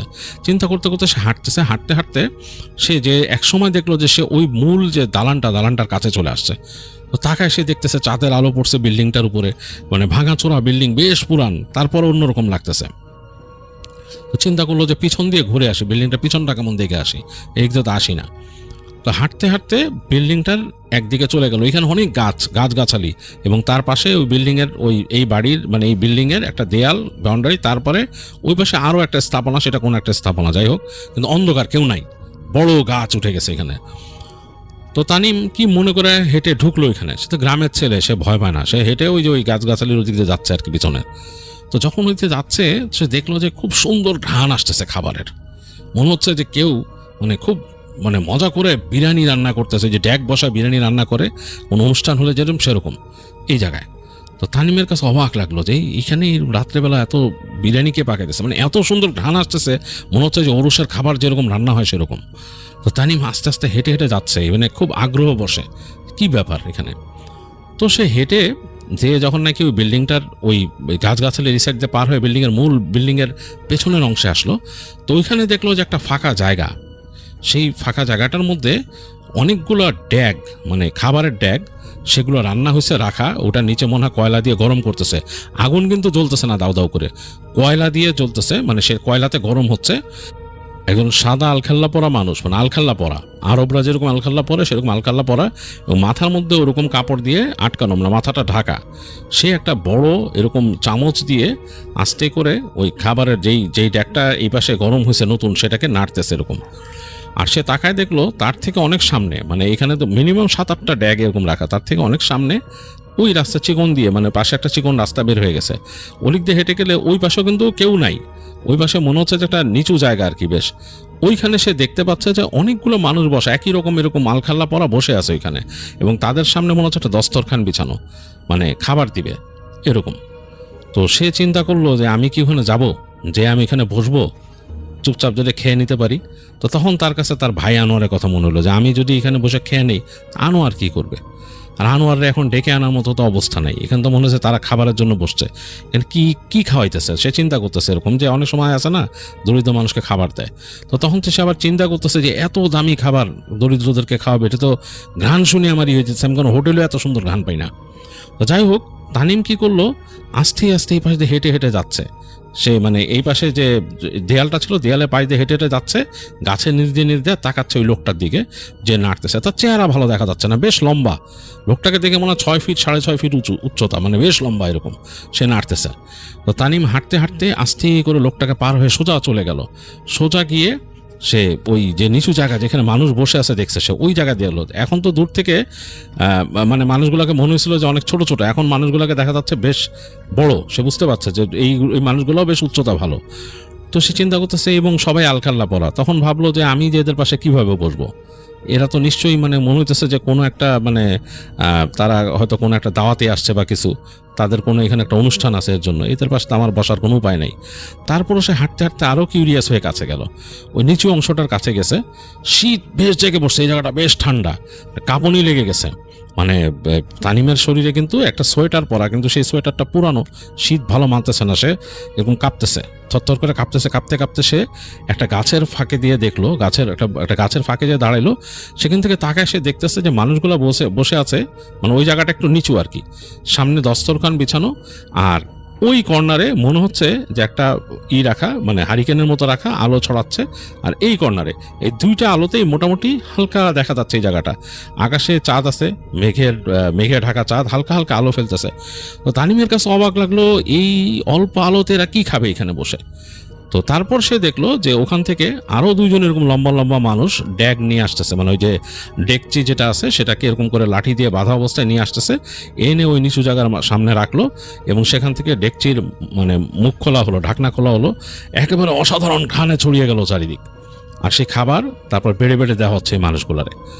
তো তানিম খুব অবাক হয়ে একটা জিনিস খেয়াল করলো, সে এই যে যারা এখানে খাবার দিচ্ছে বা খাবার যারা খেতে বসছে, তাদের কারো চেহারা সে বুঝতে পারছে না। চেহারাটা তার কাছে মনে হচ্ছে অস্পষ্ট, মনে হচ্ছে ধোঁয়াটে, ব্লার হয়ে গেলে যেরকম সেরকম। অবাক হয়ে গেল সে, মানে তানিমের মাথা কাজ করতেছে না যে এরকম কিভাবে হয়। সে এই গাছের ফাঁক দিয়ে আরও সামনে যাওয়ার চেষ্টা করলো। সে মোটামুটি বেশ খানিকটা কাছে চলে গেছে, প্রায় ওই মানুষগুলোর থেকে প্রায় তার দূরত্ব তখন 20 ফিটের মতো। এখনও সে কারোর চেহারা দেখতে পাচ্ছে না। তার কাছে মনে হচ্ছে মুখের জায়গাটা ধোঁয়াশে লাগতেছে তার কাছে, মানে ধোঁয়াটে মুখ, মানে মুখ ক্লিয়ার না। তখন তার ভয় লাগলো, আর চিন্তা করলো এই মানুষগুলা সবগুলার হাইট একই রকম কিভাবে, এত সুন্দর স্মেলের খাবার সার্ভ করতেছে এই জায়গায়, অন্ধকারে বসে কেন খাবে? তার কাছে ভয় লাগলো। তো সে ভয়ে সে পিছায় যেতে গেছিল আর কি, তো ভয় পেয়েছে, কারণ দূরত্ব তো কাছাকাছি তার সাথে। পিছাতে যে পড়ে গেছে, সে ধাপ করে পড়ছে যেই জায়গায়, ওই জায়গায় ঘাস টাস শুকনা পাতা ছিল, বেশ শব্দ হয়েছে। তো সে খেয়াল করলো যে মানুষগুলা মনে হলো তার দিকে তাকাইলো কয়েকজন এই পাশ থেকে। সে অবাক হয়ে দেখলো যে কারো চেহারা দেখা যাচ্ছে না, চেহারার জায়গাটা ধোঁয়াটে। তানিম ভয়ের চোটে ওয়াল্লা ওয়াল্লা বলে দৌড় দিল। সে দৌড়াইতে সে একদম মানে চোখ বন্ধ করে দৌড়াচ্ছে কোন দিকে যাচ্ছে। তো সে দেখলো যে ওই জায়গায় একটা দেয়াল পাইছে সে। তো খুব দ্রুত লাফ দিয়ে সে দেয়ালের উপর ধরে কোনো মতে হাঁচড়ে পাশে দেয়ালের ওই পারে চলে গেল। তো এই পারে যে পড়ছে ঘাস, উঁচু উঁচু ঘাস, আগাছা, এর মধ্যে পাশে ড্রেন, কোনো মতে ড্রেনটা টপকায় সে দৌড়াচ্ছে ঠান্ডার মধ্যে। শীত, তার মানে পায়ের স্যান্ডেল একটা ছিল, স্যান্ডেল চলে গেছে কোথাও। খালি পায়ে দৌড়াইতে সে চলে আসলো এই রাস্তার মাথায়। তারপর দেখলো যে বাঁ দিকে গেলে বুঝতে পারলো তাদের থাকার জায়গা। সে দৌড়াচ্ছে ওদিকে, দৌড়াইতে একসময় সে হাঁপাতে হাঁপাতে তার ঘরের কাছে চলে আসলো। তো দেখলো যে আনোয়ার খুব চিন্তিতভাবে তাকায় আছে। তাকে দেখে বললো, কিরে তুই কইছিলি, তোর এই অবস্থা কেন, তুই দৌড়ে আসলি কোত্থেকে? তো তানিম বলতেছে, ভাইরে ভয় পাইছি রে, অনেক ভয়ের জিনিস দেখে আসছি, আগুন নিভা তাড়াতাড়ি ঘরে ঢোক। তো তার ভাই আর কিছু বলতে পারলো না। সে ওই যে এখানে একটু পানি ছিল তাদের কলসিতে, সেটা পানি নিয়ে ওই আগুন ধরাইছিল যেখানে, নিভাই দিয়ে দুইজন ঢুকে গেল ঘরে। তো ঘরে ঢুকে তাদের ওখানে কুপি ছিল, কুপিও জ্বালাইলো তারা। তো কুপি জ্বালায় জিজ্ঞেস করতেছে আনোয়ার যে, কিরে কি অবস্থা তোর, তুই তো এখন মানে এই ঠান্ডার মধ্যে ঘেমে গেছিস একদম। মানে এদিকে আনোয়ার কিন্তু গায়ের মধ্যে একটা কাঁথা দিয়ে নিছে, দিয়ে বলছে যে তুই তো ঠান্ডায় ঘেমে গেছিস একবারে। বলে, ভাই কি দেখছি জানিস? বলে, কি? ওইদিকে গেছিলাম, এরকম একটা জিনিস দেখছি। তো তার ভাই বলে, এরকম যাইস না, তোরা না করছি, ওদিকে যাইস না, আর মানুষজন আমাদের ওই জায়গায় যাওয়াটা পছন্দ করে না, বলে যাইস না, চুপচাপ শুয়ে পড় এখন। তো তোর কি খিদা লাগছে বেশি? ঘ্রাণ পেয়ে মনে হচ্ছে তোর খুব লোভ লাগছে। তো চুপ করে আছে তানিম। তানোর বলে যে, এখন এগুলো চিন্তা করিস না, কাল পরশু দুই ভাই খামুনে, দুজন যে বিরিয়ানি খামুনে, অসুবিধা নেই, এখন ঘুমায় যা বলে সে শুয়ে পড়ে। কুপিটা ফু দিয়ে নিভায় দেয়, তানিমরে বলে শুয়ে পড়তে। তো তানিমও তার গামছা দিয়ে গা মোছে, কারণ সে ঘেমে গেছিল। তারপর সে দেখে যে গা মোছার পর ঠান্ডা লাগা শুরু করছে, তাড়াতাড়ি সে কাঁথা দিয়ে সে শুয়ে পড়ে। তো যাই হোক, অনেকক্ষণ চিন্তা করতেছিল তানিম, কি দেখলো, ভয়ও লাগতেছে, তার মনে পড়তেছে ওই মানুষগুলোর চেহারা ধোঁয়াটে, সে মানে চিন্তা করে করতে পারতেছে না। তো একটা সময় সেও ঘুমায় পড়লো। তো অনেকক্ষণ ঘুমায় আসছে দুজন। হঠাৎ করে নাকের মধ্যে সুন্দর ঘ্রাণ লাগতেছে তানিমের কাছে, এবং সে মনে হচ্ছে যে সেই যে সে ঘ্রাণ পাইছিল বিরিয়ানির, সেরকম একটা ঘ্রাণ তার নাকের মধ্যে লাগতেছে। তো তানিম মানে এটা ঘ্রাণটা মানে এত ব্যাপকভাবে লাগতেছে বলার মতো না। আর সে ক্ষুধার্ত ছিল, তার আসলে পেটে ক্ষুধা ছিল ওই দিন, আর এই ঘ্রাণটা খুবই লাগছে। সে ঘুমের মধ্যে ঘ্রাণটা মানে নাকে যাওয়াতে সে ঘুম ভেঙে গেল এক সময়। তো সে তাকায় দেখতেছে যে তার ঘরের মধ্যে অন্ধকার, তাদের ঘরের মধ্যে মানে দেয়ালের উপর যে সাইড দিয়ে প্লাস্টিক দিয়ে লাগানো, এর জন্য হালকা আলো ঢুকতো বাইরের, ওই দূরে ল্যাম্পপোস্টের আলো হালকা ঢুকতো। তো ঢোকাতে সে দেখতেছে ঘরটা অন্ধকার, তার ভাই মানে নড়াচড়া করতেছে অস্থিরভাবে আনোয়ার, আর ঘরের মধ্যে অসম্ভব সুন্দর সেই বিরিয়ানির ঘ্রাণ, আর তার সাথে আতরের মতো একটা ডিপ একটা আতরের ঘ্রাণ। তো মানে সে তার ভাইকে ডাক দিল সাথে সাথে আনোয়ারে, যে কিরে, ওট মানে আনোয়ারে ডাক দিল। তো আনোয়ার উঠছে, আনোয়ার বড় তার থেকে, যদিও দুই ভাই তুই করেই বলে একে অপরকে। তো আনোয়ার বলে, কিরে কি হয়েছে? আনোয়ার বলতেছে, কিরে এখানে এত খাবারের ঘ্রাণ কেন, আর এরকম আতরের ঘ্রাণ কেন, দন্ত বন্ধ আসতেছে। বলে, আরে কি বুঝলাম না, এই জন্যই তো তোরা আমি উঠাইলাম। তো তারপর তাড়াতাড়ি ম্যাচটা নিয়ে তারা কুপি জ্বালার পর তো দুই ভাইয়ের চোখ ছানা বড়া হয়ে গেছে, কারণ তাদের যেই ঢোকার জায়গাটা, মানে তারা যে তাদের যে ঘরে ঢুকে ওই জায়গাটা কিন্তু একটা বেড়া দিয়ে এরকম টানা থাকে। তো দেখতেছে ওই বেড়ার দরজা ঠিকই টানা, কিন্তু তাদের যে পায়ের কাছে এরকম একটা হাড়ির মতো রাখা, মাটির হাড়ি এত বড়, এবং সেটার মুখের মধ্যে একটা মাটির ঢাকনা দেয়া, আর তার পাশে একটা এরকম প্যাকেটটা মনে হচ্ছে জলজলা কোনো কাগজ দিয়ে প্যাকেট করা, কিন্তু এই ধরনের কাগজ সচরাচর তাদের চোখে পড়ে নাই, তারা মানে দেখে নাই, খুবই দামি কোনো কাগজ দিয়ে প্যাকেট করা। তো তাড়াতাড়ি দুই ভাই উঠে বসে বলে, এটা কি? মাটির হাঁড়িটা হাত দিয়ে দেখে গরম, মানে বেশ গরম তখনও ভিতরে। তো যাই হোক, ঢাকনাটা খুলে দুই ভাই টেনে, এবং ঢাকনাটা ওই যে আটা বা কিছু দিয়ে বন্ধ করা, যেরকম ওই যে যারা রান্না করে বাবুর্চিরা সেইভাবে করে বন্ধ করা। তো ঢাকনাটা খুলে ওই আটা সরায়, দেখে একদম ঘ্রাণ এসে নাকে বাড়ি মারে তাদের, মানে অসাধারণ সেই ঘ্রাণ, মানে বলার মতো না। এটা খুব ভালো কোনো বাবুর্চি যদি রান্না করে, সেরকম ওরসের খাবার যেরকম সেরকম, তো ঘ্রাণ ভেতর থেকে একদম বিরিয়ানির ঘ্রাণ আসতেছে ওরকম। তো খুব অবাক হয়ে যায় দুই ভাই, এটা কে রেখে গেল তাদেরকে? তো সেটা পাশে রাখে। তানিমের তো আসলে মানে পেটে ক্ষুধা অনেক হয়ে উঠছিল, আর তারপরে এটা, আর ওই যে জিলজিলা যে কাগজ দিয়ে প্যাকেট করা, ওইটাও টেনে খুলে ফেলে দেখে ভেতরে মিষ্টি, খুব দামি মিষ্টি, এবং এই মিষ্টি মানে কত দাম হবে তার ঠিক নেই, সুন্দর করে সাজানো ভিতরে। তো দুই ভাই খুব অবাক হয়ে যায়।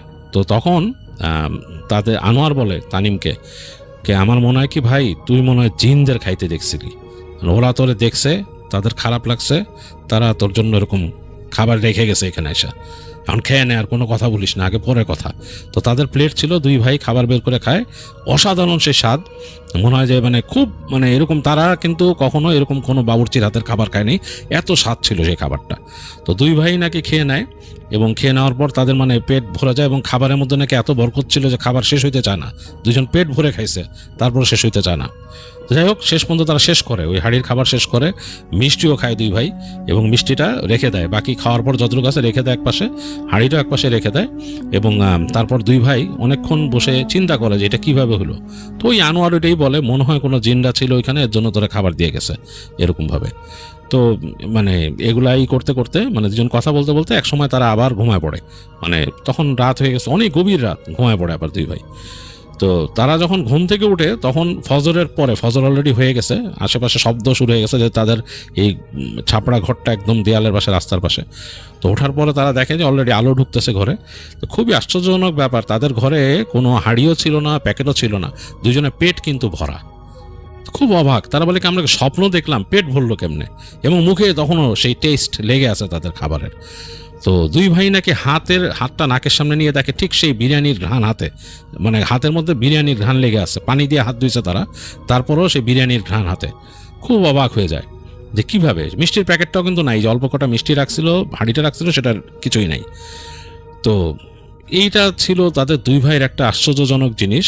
এবং এরপর নাকি মাঝে মাঝেই তানিম ওখানে ঘোরাঘুরি করতো, যে এরকমভাবে তাকে মানে জিনরা কিছু দিয়ে যায় নাকি খাওয়ার জন্য।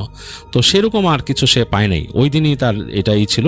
তো ওই বাড়ির মধ্যে আর সাহস করে ঢুকে নাই তারা, কারণ এটাতে পরে কি হয় না কি মানে সমস্যা হয় কিনা কে জানে। কিন্তু ওইটা ছিল তাদের একটা অন্যরকম এক্সপিরিয়েন্স, এবং সেরকম স্বাদের খাবার নাকি দুই ভাইয়ের কেউই আর কখনো পায় নাই। কত জায়গায় খাবার খাইছে, ওরকম আর পায় নাই। তো এই ছিল রাসেলের শেয়ার করা ঘটনা। রাসেলের বন্ধু তার কাছে শেয়ার করছে, এটা তাদের এলাকার, তাদের যে এলাকা সেখানকার একটা ঘটনা। আর আমার কাছে বেশ ইন্টারেস্টিং লাগছে, বেশ ভালো লাগছে। এরকম কিন্তু আমি শুনছি অনেকের কাছে যে এরকম অনেকেই জিনদের আনা খাবার খাইছেন, অনেকেই বলে এরকম।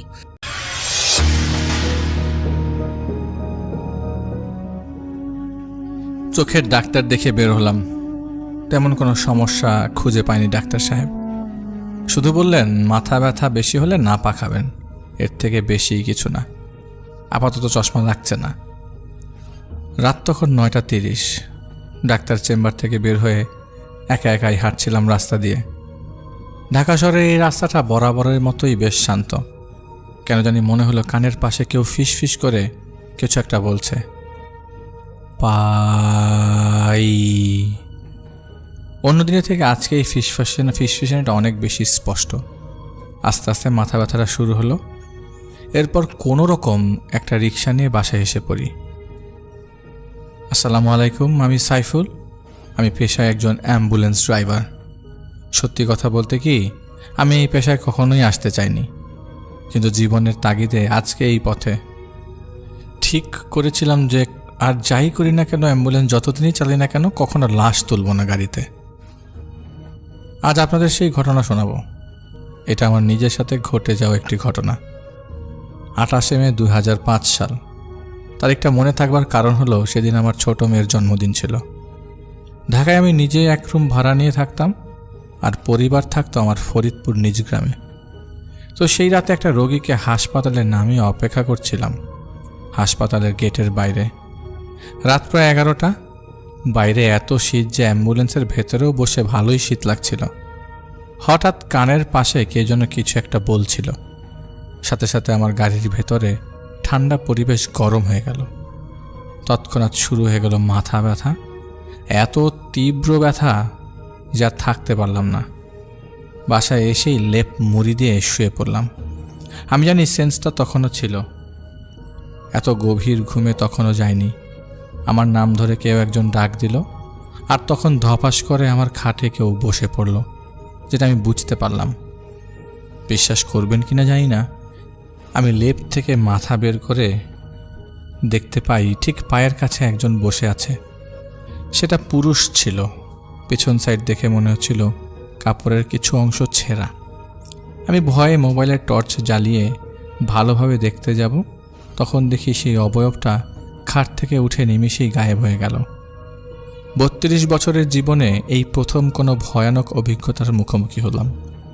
সেই রাতে এতটাই ভয় পেয়েছিলাম যে টানা 2-3 দিন আমার জ্বর ছিল ভয়ে। সুস্থ হয়ে আবারও কাজে বের হলাম। তবে সমস্যাটা যে এখান থেকে টানা আমার সাথেই ঘটবে তা আমি আগে থেকে জানতাম না। একটা অবয়ব আমার সামনে প্রায় আসে, কিছু হয়তোবা কানের পাশে এসে বলতে চায়, না আমি স্কিজোফ্রেনিয়ার পেশেন্ট না। স্পষ্টভাবে বোঝা যায় না, আবার এমনও হয় আমার সামনে দেখা যায়। বিশেষ করে আমি যখন সেই অবয়বটার অস্তিত্ব বুঝতে পারি, তখন শরীরটা নিচ থেকে বেশ ভার হয়ে যায় আর আমি মাথা ব্যথা অনুভব করি। এমনকি আমি অ্যাম্বুলেন্স নিয়ে রানিং অবস্থায় থাকলেও একই সমস্যায় পড়তাম। যেমন এক রাতে রোগী নামিয়ে দিয়ে বাসার দিকে ফিরছিলাম। প্রায় আধা ঘন্টা ড্রাইভ করার পর মেন রাস্তায় উঠব। রাস্তা ছিল গাজীপুরের কালীগঞ্জ থেকে পুবাইলের বাইপাস রাস্তা। গাড়ি চালাচ্ছিলাম, এমন সময় পেছন থেকে কেউ আমার নাম ধরে পেছনে তাকাতে বলে। আমি তাকাতেই সেই অবয়বটাকে দেখি। সাথে সাথে গাড়ির স্টার্টটা আমার বন্ধ হয়ে গেল। আমি রাস্তায় বের হয়ে যাই, ভয় আর ভেতরে যেতে চাইছিলাম না। এমন সময় ভাগ্যক্রমে আরও 2-3টা গাড়ি রাস্তা অতিক্রম করবার সময় আমি গাড়ি স্টার্ট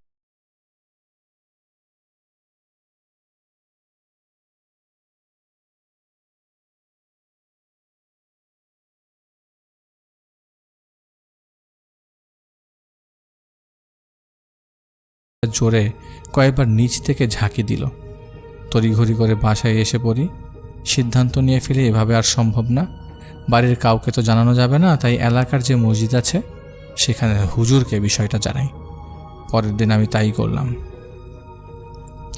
দিনের বেলা হুজুরকে আমার সম্পূর্ণ ঘটনা খুলে আমি তাকে বললাম। তিনি এক কথাই বলল যে আপনি কি নামাজ কালাম পড়েন? উত্তরে আমি বললাম, না হুজুর, ওভাবে জুম্মা নামাজ ছাড়া তেমন নামাজ পড়তে পারি না। হুজুর বলেন, 5 ওয়াক্ত নামাজ শুরু করে আল্লাহর কাছে ক্ষমা চান, আল্লাহই আপনাকে পথ দেখাবেন। আমি আল্লাহর নাম নিয়ে নামাজ শুরু করে দিই। এমনকি আমি এতটাই নামাজ পড়ছিলাম যে তাহাজ্জুদের নামাজ তো আমি বাদ দিতাম না। আলহামদুলিল্লাহ, কয়েকদিন আগেও ঘরে যে সমস্যা ফিল করতাম, নিজের সাথে যে সমস্যা, প্যারানর্মাল জিনিস ফিল করতাম, তা এখন আর আগের মতো নেই। সব ঠিক হয়ে গেছে। সপ্তাহখানিক পরের কথা, এক রাতে নামাজ পড়ে ঘুমানোর পর স্বপ্ন দেখি। স্বপ্নের ইনসিডেন্টটা আমার সাথে কয়েক মাস আগে ঘটেছিল। ঢাকার পাশেই এক এলাকার বিল্ডিং ধসে বহু মানুষ হতাহত হয়েছিল। একের পর এক লাশ বিল্ডিংয়ের নিচে আটকানো ছিল। মানুষের বাঁচবার যে আকুতি, তা আমি নিজের চোখে যা দেখেছিলাম সে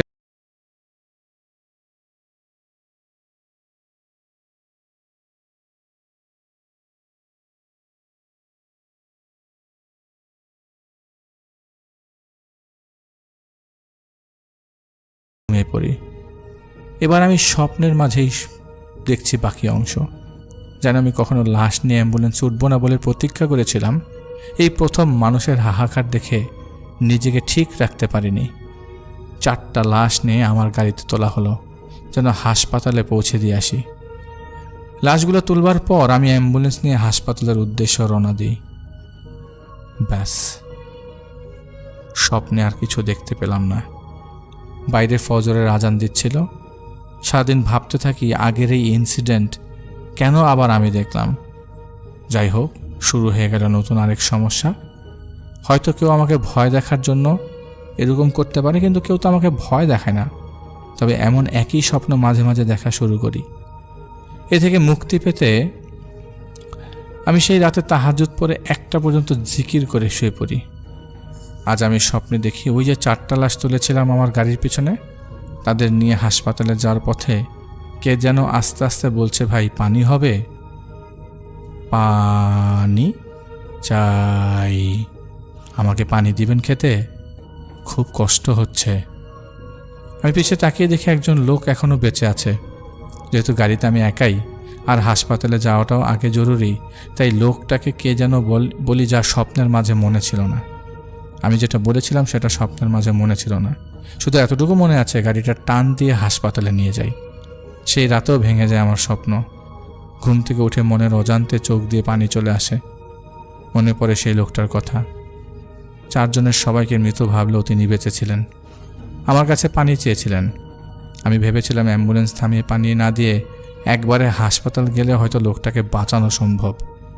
কিন্তু আফসোস, হাসপাতালের গেট ঢুকবার পর যখন স্ট্রেচারে করে 4 জন নিয়ে যাচ্ছিল, তখন আমি ডিউটি ডাক্তারকে বলি, এই যে আপা, এই লোক বেঁচে আছে, পানি চাইছিল, ওনাকে ইমার্জেন্সি ট্রিটমেন্ট দিন। ডক্টর পালস চেক করে দেখেন তিনি আর বেঁচে নেই। কষ্টে চিৎকার দিয়ে কেঁদেছিলাম। আমি কি তাহলে একজন মৃত্যু পথযাত্রীকে পানি দিতে পারলাম না? সকালে ঘুম থেকে চিন্তায় পড়ে যাই, তাহলে এই লোকটার অবয়ব কি আমার সামনে আসতো, নাকি এগুলো আমার কল্পনা ছিল? কিন্তু এতবার সেই অবয়ব আমার সামনে এসছে, এটা তো ভুল হবার কথা না। যাই হোক, 2 দিন পর এক লোকের অনেক অনুরোধে ওনার চাচার লাশ নিয়ে সিলেট দিয়ে আসি। দিয়ে আসার পর ব্যাক করবার পথে ভাবলাম সেখানে বেশ নামকরা একটা মাজার আছে, সেটা জিয়ারত করব। আমি তাই করি। 3 ঘন্টা সেই মাজারে ছিলাম। রাত 2টার কাছাকাছি মাজারের ভেতরে লোকজন কিছু সজাগ, আর বেশিরভাগ লোক ফ্লোরেই শুয়ে পড়া ছিল। এমন সময় আমি নিজ চোখে সর্বোচ্চ 10 থেকে 15 হাত দূরে এক লোককে দেখি, যার পরনে ছিল কালো পাঞ্জাবি পায়জামা আর কাঁধে লাল গামছা। বয়স আনুমানিক 60 বছর হবে। তিনি এক দৃষ্টিতে আমার দিকে তাকিয়েছিলেন। হাত দিয়ে ইশারা দিয়ে আমাকে বলে কাছে ডেকে নেন। শক্ত করে ডান হাতটা ধরে ফেললেন আর ওনার মাথা নিচু করে ফেলেন। বলেন, বাড়ি ফরিদপুর। ঢাকা একা থাকেন? লোকটা কি এখনো ভয় দেখায়? আমি হতবাক হয়ে 3 বারই হ্যাঁ বলি। তারপরে তিনি বলেন, সমস্যা বেশ জটিল, যদি সমস্যার সমাধান চান তাহলে বলি। আপনি চট্টগ্রামের খাদেম আমিমুল হক বারকাতি এর সাথে কি কথা বলেন, উনি আপনাকে সমাধান করে দিবেন। সময় মাত্র 7 দিন, আর যে নামটি ব্যবহার করা আছে সেটি একটি ছদ্মনাম। আমি সেদিনের মতো রাতেই ঢাকার উদ্দেশ্যে রওনা দিই। এরপর 2 দিনের জন্য বাড়িতে যাই। স্ত্রীকে প্রথমবার আমার সব সমস্যার কথা জানাই। ঠিক হয় আমি ঢাকা হয়ে চট্টগ্রাম সেই খাদেমের কাছে যাব, এবং তাই করি। সেই মাজারে গিয়ে সিঁড়ি দিয়ে উপরে উঠে খোঁজ পাই খাদেমের। এসার পর আমাকে নিয়ে বসেন। জানি না বিশ্বাস করবেন কিনা, আমাকে দেখেই তিনি বলেন, সিলেট থেকে আমার খোঁজ পাইছো?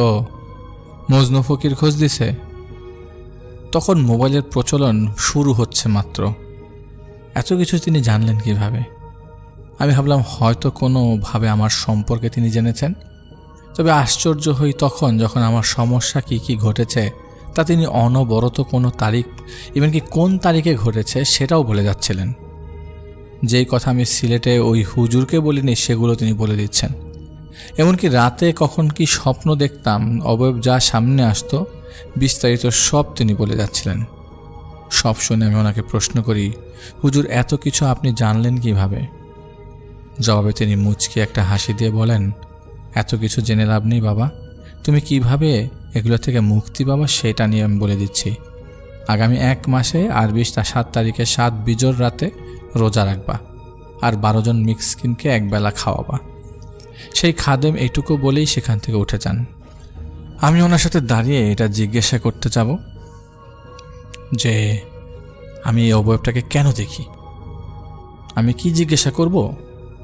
উনি নিজেই আমাকে বলেন, সাইফুল, তুমি জানতে চাচ্ছ অবয়বটা কে, তাই না? কেন দেখতে পাও? এই তো শোনো, লোকটা তোমার কাছে পানি চেয়েছিল, কারণ মৃত্যুর আগে সে ভেবেছিল পানি খেতে পারলে হয়তো কিছুটা হলেও শান্তি পাবে, কিন্তু তা তো আর হয়নি। যাই হোক, ওর কারিন তোমার আশপাশ ঘুরতো। আমি যা বললাম তা মেনে চলো, 1 মাস দেখো কি হয়। আমি খাদেমকে সালাম বিনিময় করে বললাম, হুজুর, আমি কি আবার 1 মাস পরে আসব?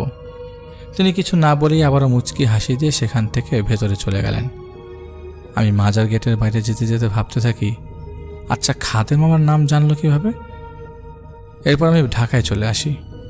ওনার কথা অনুযায়ী সব কাজ করে 1 মাস পর আবার সেই মাজারের সামনে যাই। কিন্তু ওনার নাম বলার পর ওনাকে কেউ চিনতে পারল না। বলে এই নামে নাকি এখানে কোনো খাদেমই নাকি নাই। আজ পর্যন্ত জানি না কে ছিল সিলেটের সেই ব্যক্তি, আর কেই বা ছিল সেই খাদেম। তবে আজ অবধি আমার কোনো সমস্যা হয়নি। ভালো থাকবেন সবাই। ধন্যবাদ। ধন্যবাদ ভাইয়া আপনাকে, ধন্যবাদ সামির ভাইকে যিনি ঘটনাটি কালেক্ট করেছেন। আপনারা যারা আমাদের সাথে আছেন, আপনারা চাইলে আমাদের চ্যানেলের লিঙ্কটি সবার মাঝে শেয়ার করে দিতে পারেন। শেয়ার করতে হলে কিছু করতে হবে না, শেয়ার বাটনটি ক্লিক করে আপনাদের সোশ্যাল সাইটে আমাদের ব্যাপারে জানাতে পারেন। আর ইমেল অ্যাড্রেসটি আমাদের ডেসক্রিপশনে আছে, চাইলে দেখে আমাদেরকে ঘটনা পাঠাতে পারেন। চলে যাব পরবর্তী ঘটনায়।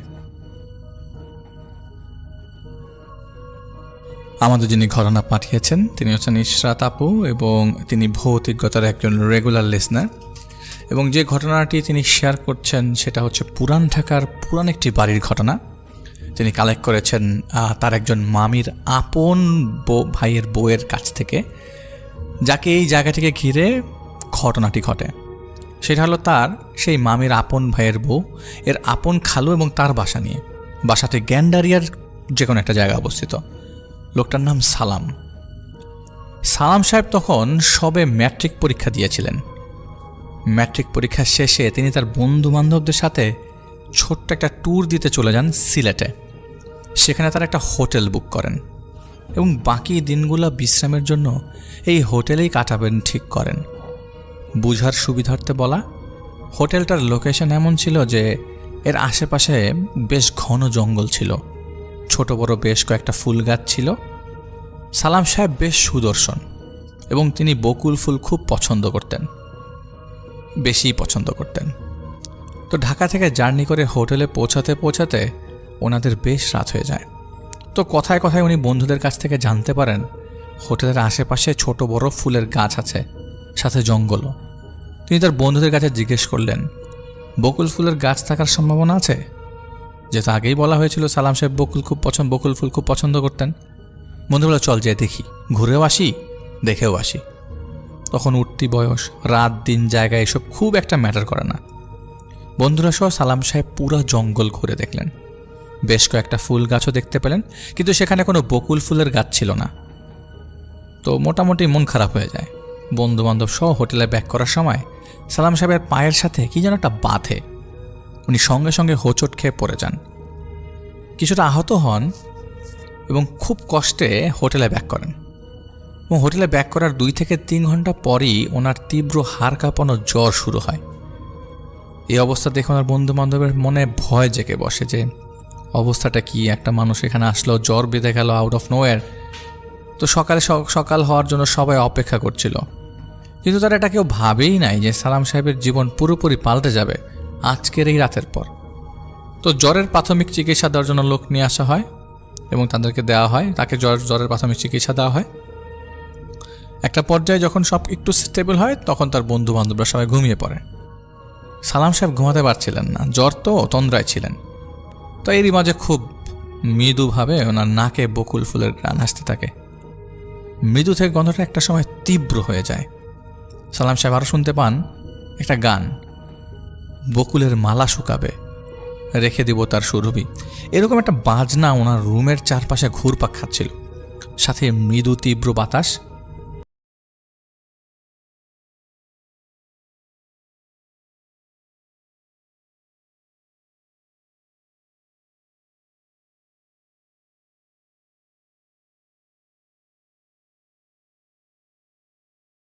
নুপুরের শব্দ শুনতে থাকে। মনে হচ্ছিল দূর থেকে আস্তে আস্তে নুপুরের শব্দটা ওনার কাছে অগ্রসর হচ্ছে। এক তো ওনার জ্বর ছিল, তার উপরে এসব কিছু ওনার কাছে নিতান্তই একদম নতুন। তাই তিনি এসব নিতে না পেরে তন্দ্রা অবস্থাতেই জ্ঞান হারিয়ে ফেলে। সকালে বন্ধু বান্ধবদের ডাকে ওনার সকাল হয় এবং তার বন্ধুদের সব কিছু বলেন তিনি গতকালকের কথা। বেশ ভয় পেয়েছিলেন দেখেই শেয়ার করা যে উনি এক মুহূর্ত এখানে থাকবে না, তো তার পরিবারের কাছে তিনি ব্যাক করতে চান। সালাম সাহেব ভেবেছিলেন হয়তো এই জায়গা থেকে বের হতে পারলে ওনার মুক্তি। ওনার এই ভাবনাটা যদি সত্যি হতো তাহলে হয়তো ঘটনাটা একটু অন্যরকম হতো। কিন্তু ভাগ্য তো আর সবসময় আপনার সাথে আপনার জিনিস চিন্তা করে না। সালাম সাহেবের এমন একতি ভরা মিনতিতে সব কিছু ক্যান্সেল করে সবাই যার যার মতো সিলেট হতে নিজেদের বাড়িতে চলে যায়। এখন বাসায় আসার পর সালাম সাহেব যেসব জিনিস ফেস করে তার পুরো ঘটনাটা পরিবারের সাথে শেয়ার করেন। তোর পরিবার হালকা ঝাড়ফুঁক করে। অনেক সময় দেখা যায় যে অনেক দাদা দাদিরা ওই ডাল ঘুটনির মধ্যে একটু লবণ নিয়ে এসে লবণ চাটিয়ে দেয়, লবণ খাইয়ে দেয়। তো এরকম করা হয় ওনার সাথে। 1 সপ্তাহ স্বাভাবিক হওয়ার পর এরকম রাত 2:30 নাগাদ ওনার ঘুম ভেঙে যায়। তো সালাম সাহেবের বাড়ি যেহেতু বেশ পুরান ছিল, ক্যান্ডারিয়ার বাড়ি, তো ওনার কোনো অ্যাটাচড ওয়াশরুম ছিল না। বাড়ির ছাদের সংলগ্নে একটা বেডরুম ছিল, ওটা বেশ আলাদা, ওটা থেকে একটু দূরে। উনি ওয়াশরুমে চলে যাওয়ার পর সেখানে থাকা অবস্থাতেই সেই যে তিনি নুপুরের একটা আওয়াজ পেয়েছিলেন সেটা আবারও পেতে লাগলেন। এবার শুধু নূপুরের আওয়াজই পাচ্ছিলেন না, তিনি ওয়াশরুমের দরজা হালকা ফাঁকা অবস্থায় দেখতে পান নূপুরের আওয়াজের সাথে কেউ একজন নৃত্য করছে। একটা মেয়ে, পরনে তার রানী গোলাপি লেহেঙ্গা, কিন্তু চেহারাটা বোঝা যাচ্ছে না। সালাম সাহেব এইবারের মতো নিতে পারেন এই বিষয়টা, এবং ওয়াশরুমে থাকা অবস্থাতেই তিনি জ্ঞান হারিয়ে ফেলেন। আপাতত দৃষ্টিতে আমাদের মনে হতে পারে যে শুধু নৃত্য করা মেয়ে আর নূপুরের শব্দ শুনে অজ্ঞান, এত ভয় কিসের?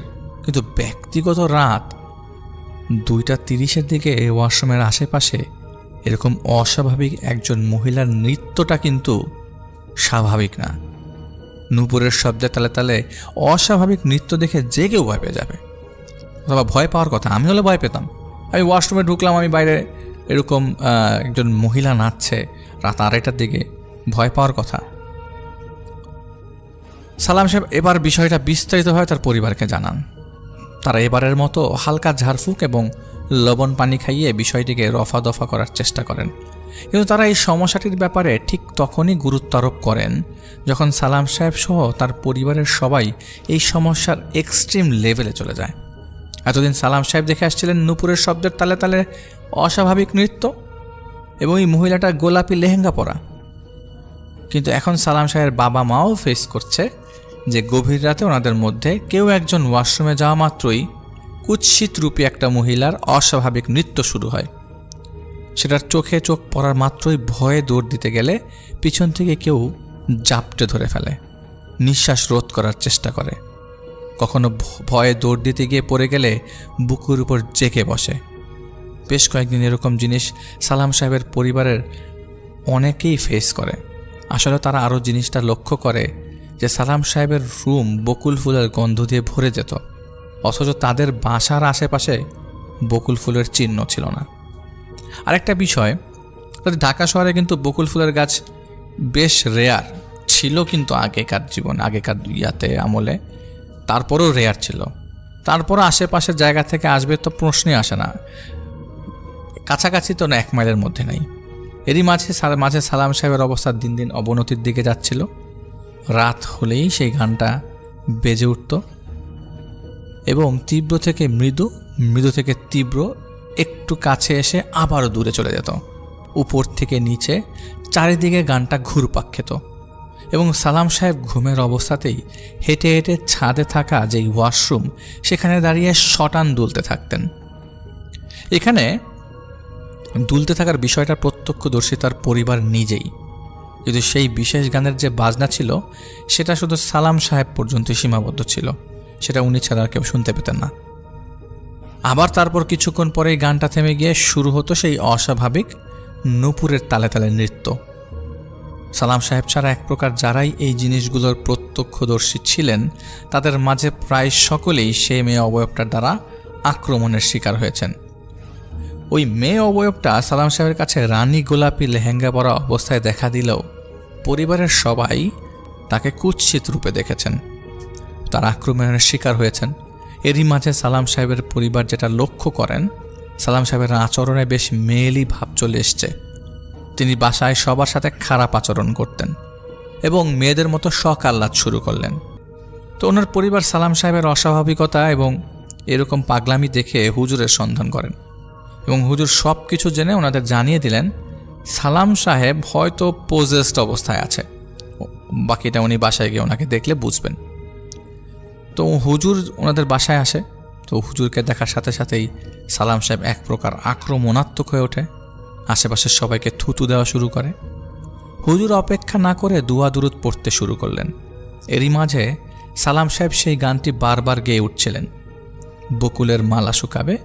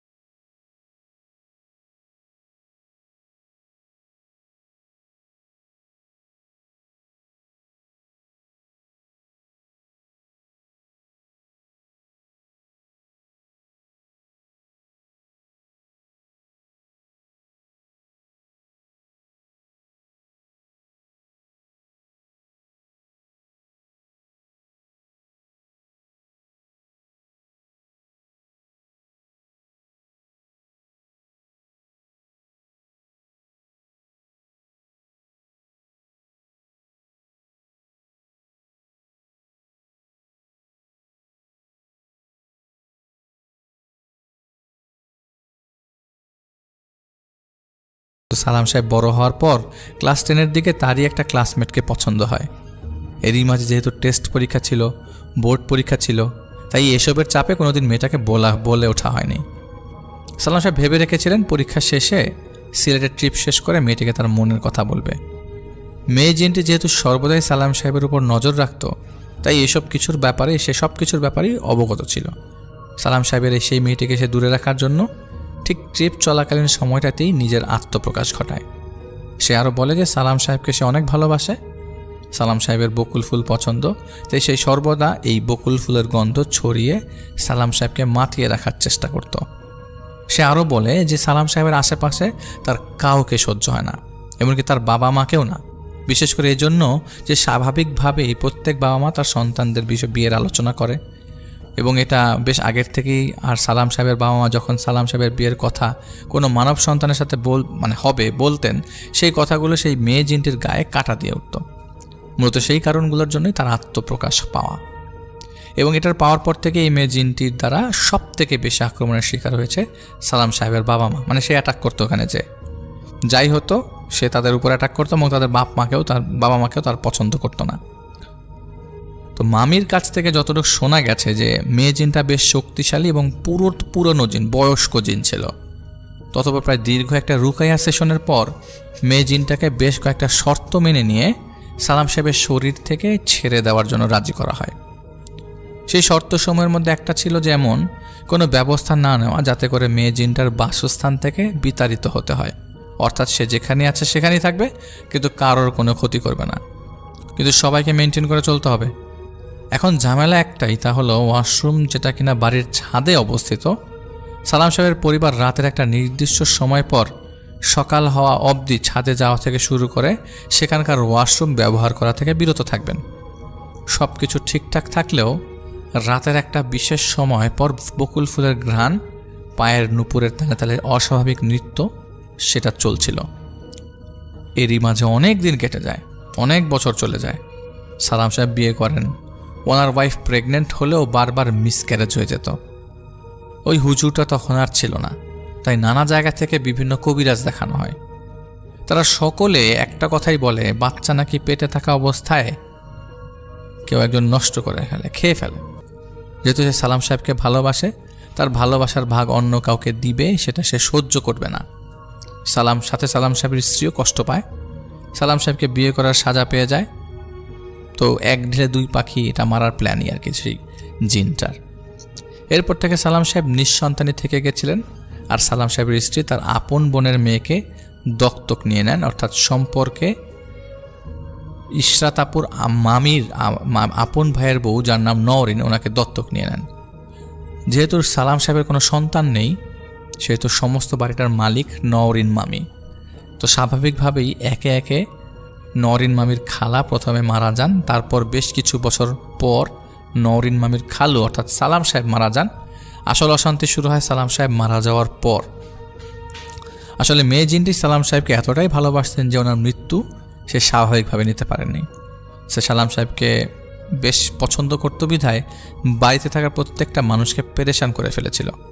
বিভিন্নভাবে ভয় দেখিয়ে বাড়িতে থাকা গোছানো জিনিসগুলো অগোছালো করত, হুজুরের দেওয়ার সমস্ত শর্ত ভেঙে ফেলেছিল, ক্ষতি করছিল। তো একদিন নওরিন মামির ছেলে তুহিন, যে কিনা 7 বছরের ছিল, সবার সাথে খেলতে খেলতে সে হঠাৎ ছাদ থেকে পড়ে যায়। কিন্তু আসলে সে কীভাবে পড়ে গেল সেটা তার সাথে থাকাকালীন যারা ছিল ওইখানে, যে খেলার সাথীরা ছিল, তাদের মধ্যে কেউই ঠিকভাবে বলতে পারছিল না। তুহিন বেশ আহত হয়েছিল, এবং এই সব কিছু বিবেচনা করে উনি সিদ্ধান্ত নেন যে বাড়িটা বিক্রি করে দিবেন। অতঃপর তাই হয়, উনি বাড়িটা বিক্রি করে দেন এবং নারায়ণগঞ্জের কোনো একটা এলাকায় বাড়ি কিনে সেখানে থাকা শুরু করে দেন। এখানে নিরাপত্তার খাতিরে সেই মেয়ে জিনটির নাম উল্লেখ করা হচ্ছে না।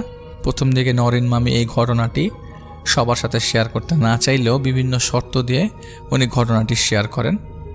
সেই শর্তগুলোর মধ্যে নাম প্রকাশ না করার জন্য শর্ত অন্যতম কারণ মামি এটা ঠিক বুঝাতে চাইছিলেন। সেজন্য যেই নামগুলো নেওয়া হয়েছে মোটামুটি সবগুলির ছদ্মনাম, এবং এটাও বলেছেন মামি যে এর সমালোচনা করাটাও তাদের এক পর্যায়ে ক্ষতির কারণ হয়ে দাঁড়াতে পারে, তাই অনেক কিছু গোপন রেখেই ঘটনাটি শেয়ার করা।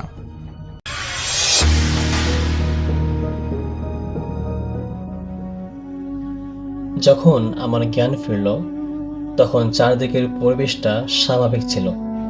আমিও ওই রুমের মেঝেতে শুয়েছিলাম। সেই কুচকুচে কালো লোকটি আমার মাথায় পানি দিচ্ছিল। সে আমাকে জিজ্ঞাসা করলো, আপনার কি হয়েছিল? আপনি এভাবে চিৎকার দিয়ে জ্ঞান হারালেন কিভাবে? আমি কাঁপতে কাঁপতে ঘরের কফিন আর সেই ধোঁয়ার ভেতরের অবয়বের সমস্ত ঘটনা তাকে খুলে বললাম। আমার কথা শুনে সে লোকটির মুখ চুন হয়ে গেল। সে অবাক হয়ে বলল, কি বলছেন ম্যাডাম? কোনো কফিন তো আজ এই ঘরে রাখা ছিল না। তবে হ্যাঁ, এই চার্চের এই রুমটাতেই গতকাল একটা যুবক ছেলে এসে বিষ খেয়ে আত্মহত্যা করেছিল, আর তার লাশটা সমাহিত করার আগেই কফিনটা এই ঘরেই সারাটা দিন রাখা ছিল। কিন্তু আজ সকালে সেটা কবরস্থানে নিয়ে যাওয়া হয়েছে। লোকটার কথা শুনে আমার আর বুঝতে বাকি রইল না যে আমি আসলে কি দেখেছি। আমি আর এক সেকেন্ডও দেরি না করে সেখানে দাঁড়িয়ে না থেকে দ্রুত সেই চার্চ থেকে বের হয়ে কোনো মতে একটা গাড়ি ধরে বাসা চলে এলাম। মনে মনে ভাবলাম, এই নির্জন চার্চে আশ্রয় নেওয়াটাই আমার জীবনের সবচেয়ে বড় ভুল ছিল। কিন্তু পাঠক ভাই ও বোনেরা, ঘটনাটি এখানে শেষ হলো না। আমার আসল নরক যন্ত্রণা শুরু হলো বাসায় ফেরার পর থেকে। আমি প্রতিদিন রাতে ঘুমাতে গেলেই আমার ঘরের ঠিক কোণায় ওই চার্চের অবয়বটাকে স্পষ্ট দেখতে পেতাম। সে খুবই ভয়ঙ্করভাবে নিজের হাত বাড়িয়ে আমাকে ইশারায় ডাকত। সে যেন আমার কাছে কি একটা জিনিস চাইতো, আর কর্কশ গলায় আমার নাম ধরে ডাকত। ভয়ের চোটে রাতে আমার ঘুম হারাম হয়ে গেল। আমি দিন দিন শুকিয়ে কঙ্কাল সার হয়ে যাচ্ছিলাম। এদিকে আমার খাওয়া দাওয়ার চরম অরুচিও শুরু হয়ে গেল। এক প্রকার খাওয়া দাওয়া আমি ছেড়ে দিয়েছিলাম বলতে গেলে। আমার বাসার লোকজন আমার এই মারাত্মক ব্যাগতিক অবস্থা দেখে ভীষণ চিন্তিত হয়ে পড়লেন এবং আমাকে একজন বিজ্ঞ হুজুরের কাছে নিয়ে গেলেন। হুজুর সাহেব আমার সব কথা শুনলেন এবং কোরআন শরীফ খুলে দীর্ঘক্ষণ কিছু আমল করার পর বললেন, এই মেয়ের ওপর এক অত্যন্ত ক্ষতিকর আত্মাক্রান্ত হয়েছে, অর্থাৎ একটা প্রেতাত্মার ছায়া পড়েছে এই মেয়ের ওপরে। ওই চার্চে যে ছেলেটি আত্মহত্যা করেছিল তার মৃত্যুর পেছনে কোনো একটা মেয়ের ছলনা বা প্রতারণা জড়িত ছিল। এজন্যই যখন তার আত্মা তীব্র ও খুব প্রতিহিংসা নিয়ে দেহত্যাগ করেছে, ঠিক তার খানিক সময়ের মধ্যেই এই মেয়েটি গিয়ে সেই অভিশপ্ত ঘরে বসছিল, যে কারণে সেই প্রতিহিংসার আত্মাটি এই মেয়ের ওপর আসক্ত হয়ে পড়েছে এবং চাইছে যে এই মেয়েটিকেও মেরে সে নিজের সাথে অন্য কোনো অন্ধকার জগতে নিয়ে যাবে। এরপর শুরু হলো আমার অত্যাধিক চিকিৎসা। দীর্ঘ 27 দিন যাবৎ প্রতিদিন আমার সামনে বসে পবিত্র কোরআনের বিভিন্ন শক্তিশালী সূরা ও আয়াত পাঠ করা হতো, পানি ও তেল পড়া দেওয়া হতো এবং হুজুরের দেওয়া অন্যান্য ধর্মীয় নিয়মগুলো কঠোরভাবে পালন করা হতো। আলহামদুলিল্লাহ, আল্লাহর অশেষ রহমতে এবং পবিত্র কালামের শক্তিতে ধীরে ধীরে আমি পুরোপুরি সুস্থ হয়ে উঠি এবং সেই অবয়বটাকে দেখাও আমার বন্ধ হয়ে যায়। আমি এখন সম্পূর্ণ স্বাভাবিক, কিন্তু ঘটনাটি আমার জীবনে শতভাগ সত্যি একটা অভিজ্ঞতা। এরপর যখন আমি পুরোপুরি সুস্থ হয়ে উঠলাম, তখন মনে হচ্ছিল যেন এক দীর্ঘ অন্ধকার সুড়ঙ্গ পার হয়ে আলোতে ফিরে আসছে। কিন্তু এই অতি প্রাকৃতিক ঘটনাগুলো আমার মনের ভেতরে এমন কিছু প্রশ্ন এবং উপলব্ধি রেখে গেছে যা আজীবনে আমার তাড়া করে বেড়াবে। সুস্থ হওয়ার বেশ কিছুদিন পর একদিন বিকেলে আমি আর আমার আব্বু বাসার ছাদে বসে চা খাচ্ছিলাম। চার্চের ঘটনার পর থেকে আব্বু আমাকে একা একা খুব একটা ছাড়তেন না, সবসময় চোখে চোখে রাখতেন। সেদিন কথায় কথায় আমি আব্বুকে জিজ্ঞেস করলাম, আচ্ছা আব্বু, মানুষের ক্ষোভ বা প্রতিহিংসাকে মৃত্যুর পরও এতটা শক্তিশালী থাকতে পারে যে তা অন্য কোনো নির্দোষ মানুষের জীবন কেড়ে নিতে চায়?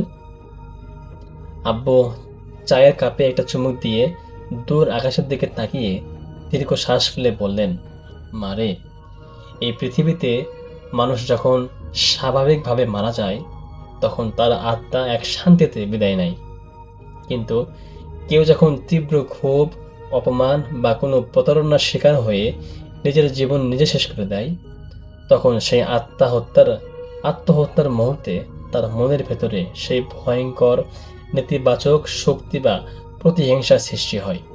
সেটা ওই জায়গার বাতাসে এক ধরনের অশুভ শক্তির জন্ম দেয়। তুই ভুল সময়ে ভুল জায়গায় গিয়ে পড়েছিলি। ওই আত্মাটা আসলে তোর মধ্যে সেই মেয়েটিকে খুঁজছিল যে তাকে ধোঁকা দিয়েছিল। আব্বুর কথা শুনে আমার গায়ের লোম খাড়া হয়ে গেল।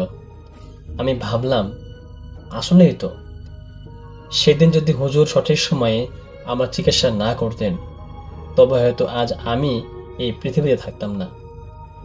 ওই অন্ধকার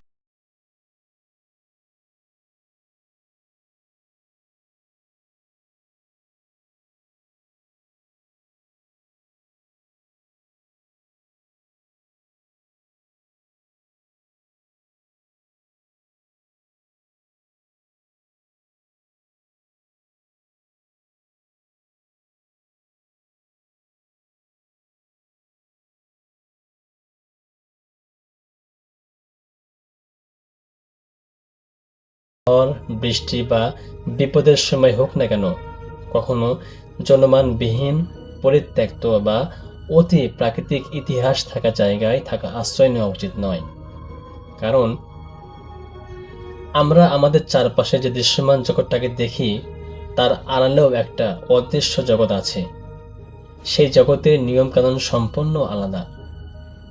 আর সেখানে কোনো সাধারণ মানুষের প্রবেশ করা মানেই নিজের মৃত্যুকে ডেকে নিয়ে আসা। তো রাসেল ভাইয়া, এই ছিল খিলক্ষেতের সেই চার্চের ঘটে যাওয়া ঘটনা, আমার জীবনের সবচেয়ে ভয়ঙ্কর রাতের পুরো গল্প। আশা করি আপনার শ্রোতাদের এই গা ছমছমে অভিজ্ঞতাটি ভালো লেগেছে এবং তারা জীবনে চলার পথে এই ধরনের পরিস্থিতি থেকে কিছুটা হলেও সতর্ক থাকবেন। সবাই ভালো থাকবেন, সুস্থ থাকবেন, আর আমার জন্য দোয়া করবেন। দেখা হবে পরবর্তী কোনো এপিসোডে। ততক্ষণ পর্যন্ত সকলকে আল্লাহ হাফেজ। আলবিদা।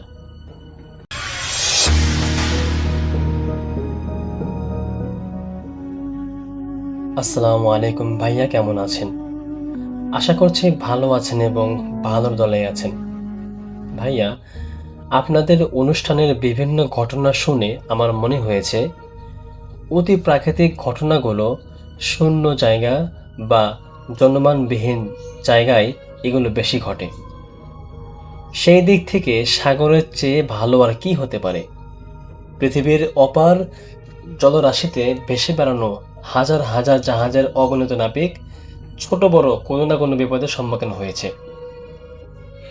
এটা আমাদের নাবিকের জীবনের নিত্য নৈমিত্তিক ব্যাপার। খুঁজলে এমন কাউকে পাওয়া যায় না যে যার জীবনে তিনি কখনো অলৌকিক ঘটনার মুখোমুখি হননি। এমন কাউকেই পাওয়া যাবে না। চলুন কথা না বাড়িয়ে আজকে আমরা শুরু করি আজকের ঘটনা। সময় তখন 2012 সালের আগস্ট মাস। আমি তখন একটা জাহাজের থার্ড অফিসার হিসেবে কর্মরত ছিলাম। সেবার আমাদের শিডিউল ছিল থাইল্যান্ডের সুতানি পোর্ট থেকে সিমেন্ট তৈরির কাঁচামাল জিপসাম লোড করে ভিয়েতনামের কোনো একটা পোর্টে নিয়ে যাওয়া। পোর্টের নাম এই মুহূর্তে ঠিক মনে পড়ছে না, এবং গন্তব্যস্থানে যেতে সময় লাগবে 6 দিন। তো একে একে প্রায় 4 দিন পার হয়ে গেল খুব স্বাভাবিকভাবেই। 5ম দিন রাত ঠিক 12টার সময় আমার ডিউটি সেকেন্ড অফিসারকে হ্যান্ড ওভার করে আমি কেবিনে চলে গেলাম। রাত তখন 2টা বা 2:30 বাজে। ব্রিজ যেখান থেকে পুরো শিপ চালিত করা হয় তার নাম ব্রিজ। তো ব্রিজ থেকে আমাদের কেবিনে ফোন আসে এই বলে যে ইমার্জেন্সি সিচুয়েশন। আমি তখন ব্রিজে গিয়ে দেখি chief officer, second officer, junior officer সবাই আছেন। আমি জিজ্ঞেস করলাম কি হয়েছে। উত্তরে আমাকে সেকেন্ড অফিসার বললেন যে হঠাৎ করে জাহাজের গতি কমতে শুরু করেছে। উনি প্রথমে ভেবেছিলেন যে বাতাস, স্রোত বা জোয়ার ভাটার পরিবর্তনে এমনটা হচ্ছে, যেটা খুব নর্মাল বিষয়। কিন্তু কিছুক্ষণ পর ব্যাপারটা স্বাভাবিকের পর্যায়ে থাকলো না। জাহাজের গতি কমতে কমতে 14 নট থেকে 7 থেকে 8 নটে নেমে গেছে। উনি ইঞ্জিন রুমে ফোন করে খোঁজ নেন যে ইঞ্জিনে কোনো সমস্যা হয়েছে কিনা, অথবা কোনো কারণে ইঞ্জিনের আরপিএম কমে গেছে কিনা। কিন্তু ইঞ্জিন কন্ট্রোল রুম থেকে বলা হয় যে সব কিছুই এভরিথিং ইজ নর্মাল। ইঞ্জিনের প্রোপালের সাথে কোনো ফিশিং নেট, মাছ ধরার জাল আটকে গেছে কিনা তাও চেক করা হয়েছে, কিন্তু সব কিছু স্বাভাবিক ছিল। ততক্ষণে জাহাজের গতি প্রায় 2.7 নটে নেমে গিয়েছে। জাহাজের ক্যাপ্টেনকে আগেই ফোন দেওয়া হয়েছিল। উনি কিছুক্ষণ পরে আসলেন। উনি বেশ বয়স্ক লোক ছিলেন। এসেই প্রথমে জানতে চাইলেন was the matters of the engine. তখন চিফ অফিসার তাকে জানালেন যে ইঞ্জিনের সব কিছু স্বাভাবিক আছে। তারপর উনি সেকেন্ড অফিসারকে বললেন যে আমার সাথে চার্ট রুমে আসো। তো চার্ট রুমে গিয়ে আমাদের প্যাসেজ প্ল্যান চেক করলেন, যদিও জাহাজ ছাড়ার আগে এসব ব্যাপারে কয়েকবার চেক করে চূড়ান্ত করা হয়। তারপর উনি বাইরে গিয়ে বেশ কিছুক্ষণ কিছু একটা দেখলেন এবং ভাবলেন, এবং ব্রিজের ভেতরে এসে উনি ইঞ্জিন রুমে ফোন করে মিনিমাম আরপিএমে ইঞ্জিন চালু রাখতে বললেন। তারপর উনি বললেন, do you believe in God? তখন আমরা সবাই হ্যাঁ উত্তর দিলাম। তারপর উনি আবার সবাইকে ওয়ারিড তথা চিন্তিত হতে নিষেধ করলেন এবং বললেন, বি কেয়ারফুল, সব কিছু একদম ঠিক হয়ে যাবে এবং তোমরা আল্লাহর কাছে প্রার্থনা করো। এরপর উনি আমাদের সবাইকে জাহাজের সামনের দিকে কিছু একটা দেখার জন্য ইঙ্গিত করলেন। আমরা সবাই অবাক হয়ে দেখলাম যে সাদা রঙের কি যেন একটা আমাদের জাহাজের সামনে দিয়ে সারিবদ্ধভাবে পার হচ্ছে। ডানে বামে যত দূর চোখ গেল আমরা ওই সাদা শাড়িটা দেখতে পেলাম। আর সেই শাড়ির মাঝে মাঝে দুটো একটা হলুদ রঙের আলো দেখতে পেলাম। শাড়িগুলো যে জায়গা যাচ্ছিল দেখে মনে হচ্ছিল যেন পানি দুই পাশে সরে গিয়ে তাদের যাওয়ার পথ করে দিচ্ছে। আমাদের ভয়াত চোখে তাকিয়ে দেখা ছাড়া কিছু করার ছিল না। অনেকটা সময় পার হয়ে গেল এভাবে। ততক্ষণে ভোরের আলো ফুটতে শুরু করেছে, আর সেই সাদা সারিবদ্ধ জিনিসগুলো আর দেখা যাচ্ছিল না। হঠাৎ একটা ঝাঁকুনি দিয়ে জাহাজের গতি আস্তে আস্তে বাড়তে শুরু করলো। তখন চিফ অফিসার ক্যাপ্টেনের অনুমতিতে ইঞ্জিন রুমে ফোন করে ইমার্জেন্সি সিচুয়েশন উইথড্র করে সব কিছু স্বাভাবিক করে চালাতে বললেন। 2 দিন পর আমরা ভিয়েতনাম এসে পৌঁছাই। এই নিয়ে জাহাজে বিভিন্ন জন নানা কথা বললেও ক্যাপ্টেন এর ব্যাপারে কোনো কথাই বলেননি। পরে অনেকবার ক্যাপ্টেনকে জিজ্ঞাসা করা সত্ত্বেও উনি ওই দিনের ঘটনার কোনো ব্যাখ্যা করেননি, শুধু বলেছেন গড অলমাইটি। এই ঘটনার পর আমি এই জাহাজে আরও প্রায় 3 মাসের মতো চাকরি করে দেশে ফিরে আসি। আসার সময় ক্যাপ্টেন আমাকে বলেছিলেন, never forget your daily prayer. আর আজকে ভাবি সেদিন কি ঘটেছিল, কি ছিল ওই সাদা সারিবদ্ধ জিনিসগুলো, আর কেনই বা ক্যাপ্টেন ঘটনাটা এভাবে চেপে গেলেন। এই ছিল আমার ছোট্ট একটা ঘটনা। যদি আজকের ঘটনা আপনাদের ভালো লাগে আপনারা অবশ্যই একটা গঠনমূলক কমেন্ট করবেন, কেননা আপনার কমেন্টগুলোই আমাদেরকে অনুপ্রেরিত করে বিভিন্ন ঘটনা বলার জন্য। আজকের মধ্যে এখানে শেষ করছি। দেখা হচ্ছে পরবর্তী কোনো এপিসোডে। ততক্ষণ পর্যন্ত সকলের দীর্ঘ আয়ু এবং সুস্বাস্থ্য কামনা করে আজকের মধ্যে এখানে বিদায় নিচ্ছি। আল্লাহ হাফেজ। দেখা হবে পরবর্তী কোনো এপিসোডে।